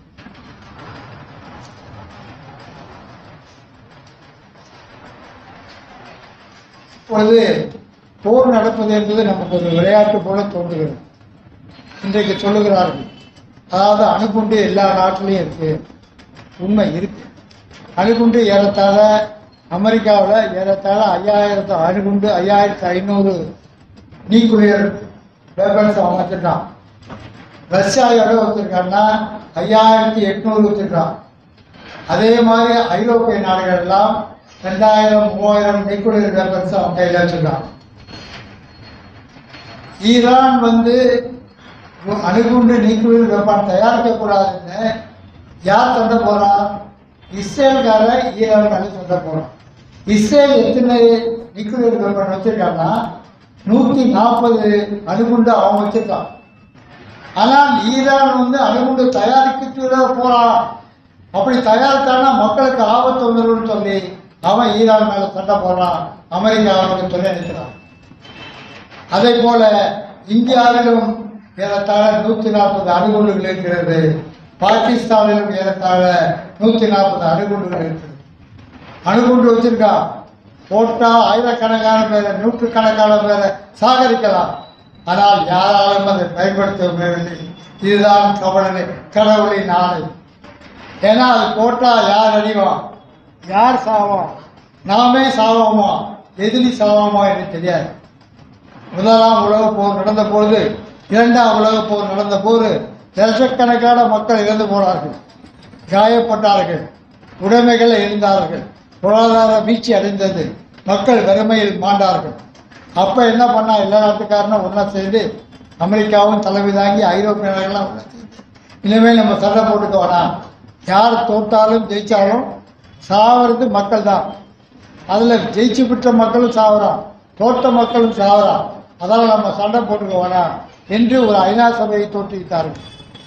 அதே போல நாட்டோ கண்ட்ரிகள் என்று பல நாடுகளை ஒன்றாக இணைத்து அமெரிக்கா தலைமை தாங்கி, ஐரோப்பிய நாடுகளும் தலைமை தாங்கி அவர்களை ஒன்றாக இணைத்தார்கள். இணைத்து அமெரிக்காக்காரர் என்ன பண்ணான்னு கேட்டீங்கன்னா, உங்கள் நாட்டுக்கு நாங்கள் இராணுவ பாதுகாப்பு கொடுக்குறோம், இராணுவத்துக்கு செலவு பண்ண வேணாம், இராணுவத்தால் மக்கள் இழப்பு வேணாம், போர் வேணாம், வந்தால் நான் பார்த்துக்கிறேன் என்று அந்த தலைமை பொறுப்பை அமெரிக்காக்காரர் ஏற்று அவர் ஒரு இதாகிட்டார், தலைமை ரவுடி ஆகிட்டார் உலகத்தில். அவர் சொல்லுவதுதான் இன்றைக்கு உலகத்தில் சட்டம், அவர் பேசுவதால் இன்றைக்கு நீதி. அவர் சொன்னால் உலகத்தில் உள்ள பொருளாதாரமே இன்றைக்கு ஆடுகிறது, நாம் பார்க்கிறோம். அவர் சொன்னால், வரியை உயர்த்தினால் எத்தனை நாடுகள் அதனால் தத்தளித்துக் கொண்டிருக்கிறது, எவ்வளவு பெரிய பொருளாதார வீழ்ச்சி வரப்போகிறது என்பதை நான் காணப்போகிறோம். அப்படி ஒரு நாட்டோ ஒப்பந்தம் செய்யும் பொழுது அமெரிக்காக்காரர் என்ன பண்ணான்னு கேட்டீங்கன்னா, எப்பயுமே தன்னுடைய நாடு, தன்னுடைய மக்கள், தன்னுடைய சுயநலம் என்பதில் அமெரிக்கா முன்னிலையில் நிற்கும். அதை போல தான் சொல்வதைத்தான் இந்த உலகம் கேட்க வேண்டும் என்பதில் அக்கறையாக இருக்கக்கூடிய ஒரு நாடு அமெரிக்கா. இதை எப்போதும் கம்யூனிஸ்ட்காரர் தான் சொல்லிட்டு இருக்கோம். அமெரிக்க ஏகாதிபத்தியம் சொல்லுவோம். உடனே எல்லாரும் என்ன பண்ணுவாங்கன்னா அவனை கிண்டல் பண்ணுவோம். கம்யூனிஸ்ட்காரங்கிற வேலை கிடையாது. எப்போ பார்த்தாலும் அமெரிக்க ஏகாதிபத்தியம் சொல்லிட்டு இருப்பாங்க. ஆனால் இன்றைய நிலை என்ன? இன்றைக்கு எல்லாரும் உலகத்தில் பார்ப்பது என்ன? அமெரிக்கா தான் ஏகாதிபத்தியத்துடைய தலைவர். அமெரிக்கா தான் இன்றைக்கு உலகத்தை ஆட்டி வைக்கிறார். அமெரிக்கா சொல்வதுதான் சட்டம் என்ற நிலையை இன்றைக்கு கண்கூடாக விஞ்ஞானத்தின் மூலியமாக நாம் பார்த்து கொண்டிருக்கிறோம். அப்போ அமெரிக்கா என்ன பண்ணான்னு கேட்டிங்கன்னா, சண்டை போட்டால் நான் உனக்கு உதவி பண்ணுறேன், உன்னோட வளர்ச்சிக்கு நான் உதவி பண்ணுறேன். ஆனால் ஒரே ஒரு கண்டிஷன், நீ என்ன வணிகம் பண்ணாலும் அந்த டாலர் மூலயமா தான் வணிகம் பண்ணணும், உன்னுடைய கரன்சி மூலயமா அதை வணிகம் பண்ணக்கூடாது என்று சொல்லி தன்னுடைய டாலர் மதிப்பை அவர் தக்க வைத்துக் கொள்ளவும் உயர்த்து வைத்துக் கொள்ளவும் சரியான ஒரு முடிவு எடுத்து வைத்தார். அந்த முடிவின் அடிப்படையில் தான் இன்றைக்கு அமெரிக்க பொருளாதாரம் டாலரும் உயர்ந்தது. இன்னைக்கு டாலரோட விலை என்ன? வரலாற்று இல்லாத அளவுக்கு 96 ரூபாய்க்கு இன்றைக்கு டாலருடைய மதிப்பு, இந்தியா தன்னுடைய மதிப்பு உயர்ந்திருக்கிறது. இன்றைக்கு அமெரிக்காவிலே மிகப்பெரிய பொருளாதார வீழ்ச்சி வருவதற்கான வாய்ப்பு இருப்பதாக பொருளாதார அறிஞர்கள் சொல்கிறார்கள். ஆனால் அதை வெளிக்காட்டிக் கொள்ளாமல் ட்ரம்ப் ஒரு வியாபாரி என்ற அடிப்படையிலும் தான் நினைத்ததை செய்யலாம் என்ற அடிப்படையிலும் இந்த உலகத்தை அவர் ஆட்டி வைத்துக் கொண்டிருக்கிறார். இதையெல்லாம் நாம் புரிந்து கொள்ள வேண்டும். இதை பற்றி எல்லாம் நாம் சிந்தனை செய்ய வேண்டும். இதை பற்றி எல்லாம் நாம் மற்றவர்களிடத்திலே பேச வேண்டும். குறிப்பாக நம்முடைய குழந்தைகளிடத்திலே இதை பேச வேண்டும். நாம் இதையெல்லாம் பேசுவதில்லை. நம்முடைய தாத்தா பாட்டி கதைன்னு கேட்குறோம். தாத்தா பாட்டி கதை என்ன கதை சொல்லியிருப்பாங்க? ராமாயண கதை சொல்லியிருப்பாங்க, மகாபாரத கதை சொல்லியிருப்பாங்க, அல்லது புராண கதைகளை ஏதாவது ஒன்று சொல்லியிருப்பாங்க, அல்லது பாட்டி நாவல் பழம் போய் கேட்டால் முருகர் நாவல் பழம் போட்டாலும் கதை சொல்லியிருப்பாங்க, அல்லது காக்கா வட வைத்த கதை சொல்லியிருப்பாங்க. ஆனால் விஞ்ஞான கதையை சொல்லியிருப்பார்களா? விஞ்ஞான மாற்றத்தை சொல்லியிருப்பார்களா? அன்னைக்கு அந்த அளவுக்கு விஞ்ஞான மாற்றம் இல்லை. ஆனால் இன்றைக்கு எல்லா பெற்றோர்களுக்கும், எல்லா தாத்தா பாட்டிகளுக்கும் இன்றைக்கு விஞ்ஞான அறிவு ஓரளவாக வந்திருக்கிறது. முழு அளவு இல்லை என்றால் கூட இன்றைக்கு நாட்டு நடத்தை அவர்கள் தெரிந்து வைத்திருக்கிறார்கள். எனவே விஞ்ஞான அறிவை, விஞ்ஞான மாற்றத்தை, இயற்கை அறிவை நம்முடைய குழந்தைகளுக்கு, மாணவர்களுக்கு, இளைஞர்களுக்கு நாம் சொல்வதன் மூலம்தான் இந்த சமூகத்திலே ஒரு எழுச்சி, இந்த சமுதாயத்திலே ஒரு வளர்ச்சி, இந்த சமுதாயத்திலே ஒரு சரியான நிலையை நாம் உருவாக்க முடியும். நாம் அதிகமாக நான் பேசிக்கொண்டே போகிறேன். நேரம் ஆகிக்கொண்டே போகிறது. ஒன்றை மட்டும் சொல்லி நான் சொல்ல விரும்புகிறேன். நம்ம எல்லாரும் இன்னைக்கு ஒரு நம்பிட்டு இருக்கோம். என்ன நம்பிட்டு இருக்கோம்னா, உலகத்தில் உள்ளவங்க எல்லாரும் கூட சொல்கிறோம். என்ன சொல்கிறான்னு கேட்டிங்கன்னா, உலகத்திலேயே மிகப்பெரிய ஜனநாயக நாடு இந்தியா தான். ஏன்னா இந்தியாவோட மக்கள் தொகை தான் உலகத்தில் இருக்கிற மக்கள் தொகை எல்லாம் விட சைனாவும் இந்தியாவில் தான் மிக அதிகமான மக்கள் தொகை. உலகத்திலே மிகப்பெரிய நாடு என்று சொல்லக்கூடிய அமெரிக்காவோட மக்கள் தொகை அளவு 30 கோடி. அன்னைக்கு நாட்டில் உலகத்திலேயே பெரிய விஞ்ஞான அறிவு, ரஃபேல் விஞ்ஞான வாகனான பிரான்ஸ்லேருந்து அப்படின்னு இருக்கிற மக்கள் தொகை 2 கோடி கூட இல்லை. அதே மாதிரி ஐரோப்பிய நாடுகள், விஞ்ஞானத்திலே வளர்ந்த நாடுகள், கண்டுபிடிப்பிலே வளர்ந்த நாடுகள், ஜெர்மானியிலே இருக்கக்கூடிய சுற்றி உள்ள நாடுகள் எல்லாம் 1 கோடி, 1.5 கோடி, 2 கோடிக்கு மேல் மக்கள் தொகையில் அவர்களிடத்தில் இல்லை. ஆனால் இந்தியாவில் தான் இன்றைக்கு மிக அதிகமான மக்கள் தொகை இருக்கிறது. அது மட்டுமல்ல, புள்ளி விவர கணக்கு பிரகாரம் இளைஞர்கள் 29% இளைஞர்கள் உலகத்திலேயே அதிகமாக இருப்பது இந்தியாவில் தான். ஏன் இளைஞர்கள் இருக்க வேண்டும் என்றால், இளைஞர்கள் தான் உழைக்கக்கூடியவர்கள், இளைஞர்கள் தான் படிக்கக்கூடியவர்கள், இளைஞர்கள் தான் எளிதில் விஞ்ஞானத்தை கற்றுக்கொள்கிறவர்கள், முன்னேற்றத்திற்கு வழிவகுக்கக்கூடியவர்கள். எனவே அந்த இளைஞர்கள் அதிகமாக இருக்கக்கூடிய நாட்டை பார்த்து வியாபாரத்துக்காக, தன்னுடைய வணிகத்தை பெருக்கிக் கொள்வதற்காக, பொருளாதாரத்தை வளர்த்துக் கொள்வதற்காக இந்தியாவை மிகப்பெரிய ஜனநாயக நாடு என்று வாழ்த்தி வாழ்த்தி கூறி நம்மை அடிமையிலே தள்ளிக் கொண்டிருந்தார்.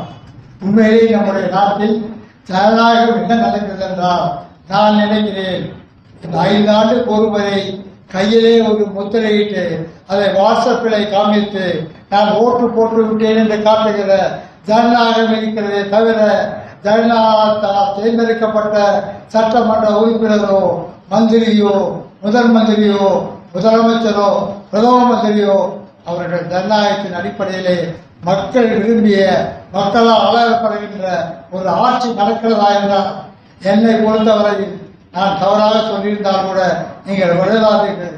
எனது பிறவில் பட்ட உரிமையை நான் நிதர்சனமாக உங்களிடம் பகிர்ந்து கொள்கிறேன்.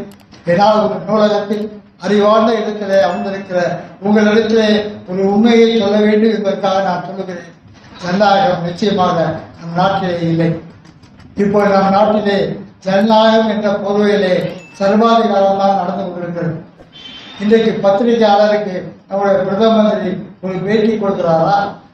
முக்கியமான சட்டங்கள் தீர்மானம் நிறைவேற்றப்படுகின்ற போது பிரதம மந்திரி அங்கே உட்கார்ந்து அதை பற்றி விளக்கி பேசுகிறாரா? இல்லை. பெரும்பாலான நாட்கள் அவர் வெளிநாட்டில் இருக்கிறார். அவருக்கு இந்தியாவுக்கு வந்தால் தேர்தல் பிரச்சாரத்துக்கு போகிறார். இல்லாவிட்டால் எங்கே கோவில் இருக்கிறது, ராமேஸ்வரம் எங்கே இருக்கிறது, அல்லது ஸ்ரீரங்கம் எங்கே இருக்கிறது, இப்படி தமிழ்நாட்டில் தேடிக்கொண்டிருக்கிறார். வடநாட்டில் எல்லாம் முடித்து விட்டார். எனவே பக்தி என்பது ஒருபுறம் இருக்கட்டும், ஆனால் ஆட்சி கொள்கிறவர்கள் என்ன செய்ய வேண்டும்? மக்களுக்கு தேவையானதை செய்ய வேண்டும்.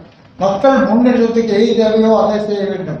மக்களுடைய பண்பாட்டை பார்க்க வேண்டும், மக்களுடைய மொழியை பார்க்க வேண்டும், மக்களுக்கான வளர்ச்சியை பார்க்க வேண்டும், மாணவர்களுக்கான முன்னேற்றத்தை பார்க்க வேண்டும், சுகாதாரத்தை பார்க்க வேண்டும். இதையெல்லாம் இந்திய ஜனநாயகத்தில் தேர்ந்தெடுக்கப்பட்டு வருபவர்கள் பார்க்கிறார்களா என்ற கேள்வியை கேட்டால், ஜனநாயகம் என்ற பெயரிலே நாம் எல்லாம் ஏமாற்றப்படுகிறோம் என்றுதான் நான் நினைக்கிறேன்.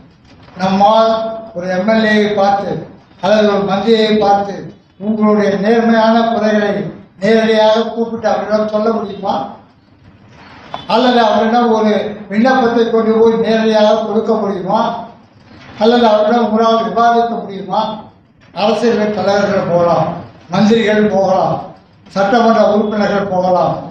சாதாரணமாக ஓட்டு போடும் ஜனநாயக உரிமை பெற்ற மக்களாகிய நம்மால் சென்று அவர்களை சந்திக்க முடியுமா என்று கேட்டால் நிச்சயமாக முடியாது என்பதை நாங்கள் உணர்ந்திருக்கிறோம். இந்த நாட்டிலே தனியார் தொழிற்சாலையை வேலை செய்கிற லட்சக்கணக்கான மக்களுக்கு பென்ஷன் என்பது இல்லை. அரசு ஊழலுக்கு இருக்கிறது, ரயில்வே ஊழலுக்கு இருக்கிறது, போஸ்ட் ஆஃபீஸ் ஊழலுக்கு இருக்கிறது. அரசியலை பணியாற்றக்கூடிய பல அதிகாரிகளுக்கு எல்லோருக்கும் வேலை செய்வதற்கும் இருக்கிறது. நான் மகிழ்ச்சி அடைகிறேன். ஆனால் பொது தொழிற்சாலையை வேலை செய்யக்கூடிய, தனியார் தொழிற்சாலை வேலை செய்யக்கூடிய எவருக்கும் ஒரு சிலரை தவிர பென்ஷன் என்பது வழங்கப்படுவதை அரசும் அதற்கு அக்கறை காட்டவில்லை. அதனால் ஒரு சில மாகாணங்களில் ஏதோ கேரளாவில், ஹரியானா, பஞ்சாப் போன்ற இடங்களெல்லாம் ஏதோ 2000 3000 ஒரு உதவித்தொகை போல கொடுக்கிறார்கள் என்பதை ஏதோ அரைக்குறையாக பத்திரிகை செய்தியாக நாம் கேள்விப்பட்டோம். உடனே நானும் மணி போன்றவர்களெல்லாம் ஒன்றாக இணைந்து நம்ம பக்கத்தில் இருக்கக்கூடிய தொழிலாளர் மன்றங்களெல்லாம் இது மாதிரி தமிழகத்திலும் ஒரு உதவித்தொகை தனியார் தொழிற்சாலையை வேலை செய்து ஓய்வு பெற்றவர்களுக்கு கிடைக்க வேண்டும் என்ற இடத்தில் ஒரு பெரிய கையெழுத்து படிவம் வாங்கி ஏறத்தாழ ஆயிரக்கணக்கான வாங்கி அதை கொடுப்பதற்காக முயற்சி செய்வோம். அப்படி முதல் மந்திரியிடம் அதை கொண்டு போய் கொடுப்பதற்கு ஒவ்வொரு மந்திரியாக இப்படி பார்த்தோம், ஒரு எம்பியாய் பார்த்தோம், எம்எல்ஏக்களை பார்த்தோம், நமக்கு தெரிந்தவர்களெல்லாம் பார்த்தோம். ஆனால் முதல் மந்திரி பிஏ கூட எங்களால் பார்க்க முடியவில்லை. கேட்டால் சொன்ன பதில் என்ன சொன்னார்கள், நீங்கள் அதை இமெயிலில் அனுப்பிவிடுங்கள். இமெயில் தான் இப்பொழுது பார்க்கிறார்கள். எனவே உங்களுக்கு பெற்று கொடுத்தால் கூட அது போய் சேராது என்று சொல்லிவிட்டார்கள். கையெழுத்து வாங்கிய நாங்கள் அத்தனை பேரும் ஜனநாயக முட்டாளாகிவிட்டோம் என்பதை தொடக்கத்தோடு உங்களுக்கு தெரிவித்தோம். இத்தனை லட்சம் பேர் இந்த ஓய்வு பெற்ற தொழிலாளர்கள் இன்றைக்கும் 1000 ரூபாய்க்கு குறைவாக 300 ரூபாய் 200 ரூபாய் பென்ஷன் வாங்கிக் கொண்டு இன்றைக்கு வாழ்ந்து கொண்டிருக்கிறார்.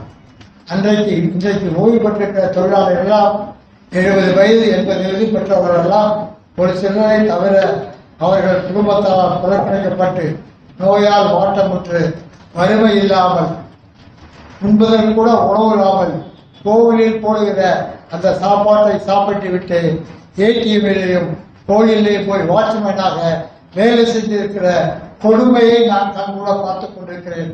அந்த கொடுமையை தீர்ப்பதற்கு இந்த ஜனநாயகவாதிகள் யாரும் தயாராக இல்லை என்பதை வருத்தத்தோடு தெரிவித்துக் கொண்டு நான் இன்னும் பேசிக்கொண்டே போனால் அது எனக்கும் போர் எடுத்துள்ளோம், உங்களுக்கும் போர் எடுத்துள்ளோம்.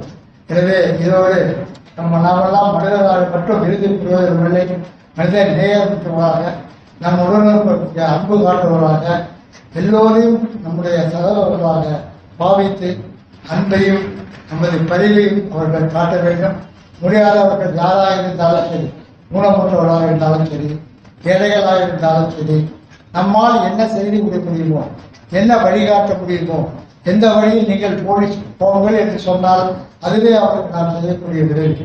வழி தெரியாத ஒருவர் இந்த சாலையை கடக்க முடியாமல் கண் தெரியாமல் ஒரு நின்று கொண்டால் அவர் கையை பிடித்து அடுத்த பக்கத்திலே கொண்டு போய் நிறுத்துவது கூட ஒரு உதவிதான்.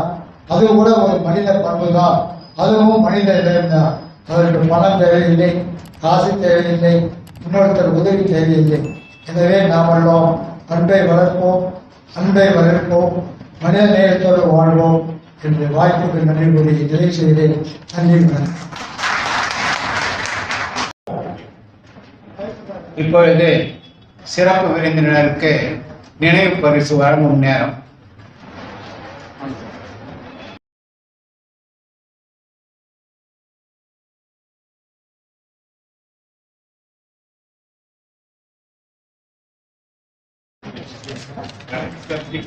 திருவெற்றியூர் கிளைநூலக வாசகர் வட்டத்தின் 99வது நிகழ்விற்கு தலைமை ஏற்றும் சிறப்புரையாற்றியும் அமர்ந்திருக்கின்ற தலைவர் உள்ளிட்ட அனைவருக்கும் வணக்கத்தையும் நன்றியையும் தெரிவித்துக் கொள்கிறேன்.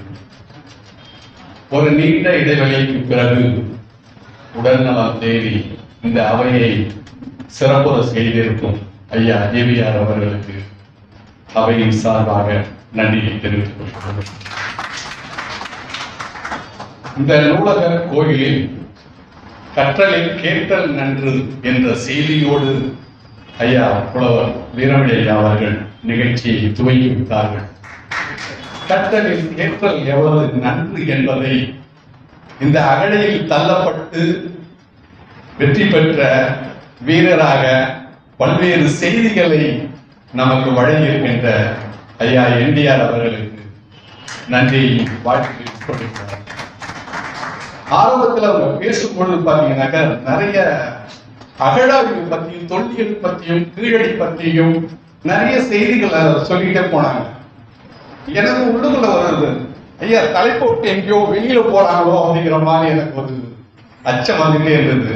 அது இல்லை, இவ்வளவுலாம் கொடுமை இந்த மொழிக்கும் இந்த தமிழுக்கும் தமிழ்நாட்டுக்கும் நடந்துட்டு இருக்கு. இதெல்லாம் தடுக்கிறதுக்கு ஒரு மனிதன் இங்க இல்லையே, அந்த மனிதன் நான் தேடுகிறேன் என்று தனது செய்தியில் ஒரு மறைமுகம் செய்திருக்கிறார். அந்த மனிதர்கள் என்னென்ன மாதிரி மனிதர்கள் நான் தேடுகிறேன் என்று நிறைய வரிசைப்படுத்தினார்கள். அதில் ஒரு சிலர் மட்டும் உங்களுக்கு நான் கூற கடமைப்பட்டிருக்கிறேன். மனிதன் வேடிக்கை மனிதனாக இல்லாமல் வினை செய்யும் மனிதனை நான் தேடுகிறேன் என்று ஐயா குறிப்பிட்டார்கள். அதே மாதிரி போர்களை தடுக்கும் மனிதரை நான் தேடுகிறேன் என்று கூறினார்கள். உலக பேராசைகளை எதிர்க்கும் மனிதனை நான் தேடுகிறேன் என்று கூறினார்கள். ஏகாதிபத்தியத்தை எதிர்க்கின்ற மனிதனை நான் தேடுகிறேன் என்று கூறினார்கள். அறிவியலை வளர்த்தெடுக்கும் மனிதர்களை நான் தேடுகிறேன் என்று கூறினார்கள். ஜனநாயகத்தை போற்றுகின்ற மனிதரை நான் தேடுகிறேன் என்று கூறினார்கள். வளர்ச்சியை உருவாக்கும் மனிதரை நான் தேடுகிறேன் என்று கூறினார்கள். தொழிலாளர்களை பாதுகாக்கும் மனிதர்களை நான் தேடுகிறேன் என்று கூறினார்கள். ஏழைகளையும் ஊனமுற்றோரையும் பாதுகாக்கும் மனித நேயம் கொண்ட மனிதர்களை நான் தேடுகிறேன் என்று பல்வேறு வகையில் மனித நேயத்தையும் மனிதர்களும் எப்படி இருக்க வேண்டும் என்று அந்த மனிதர்களை தேடி அமர்ந்திருக்கின்ற சிறப்பு பேச்சாளரும் வாசகத்தின் தலைவர் அவர்களும் எங்களுக்கு நெஞ்சார்ந்த நன்றியையும் வழக்கம் போல இந்த நிகழ்வுக்கு வந்திருக்கின்ற வாசகர் ஆகிய உங்களுக்கும் நூலார் பணியாளர்களுக்கும் தேநீர் வழங்கிய ஜிவிஆர் ஐயா குழுமத்திற்கும் எங்களது நெஞ்சார்ந்த நன்றியை தெரிவித்துக் கொள்வோம். நன்றி, வணக்கம்.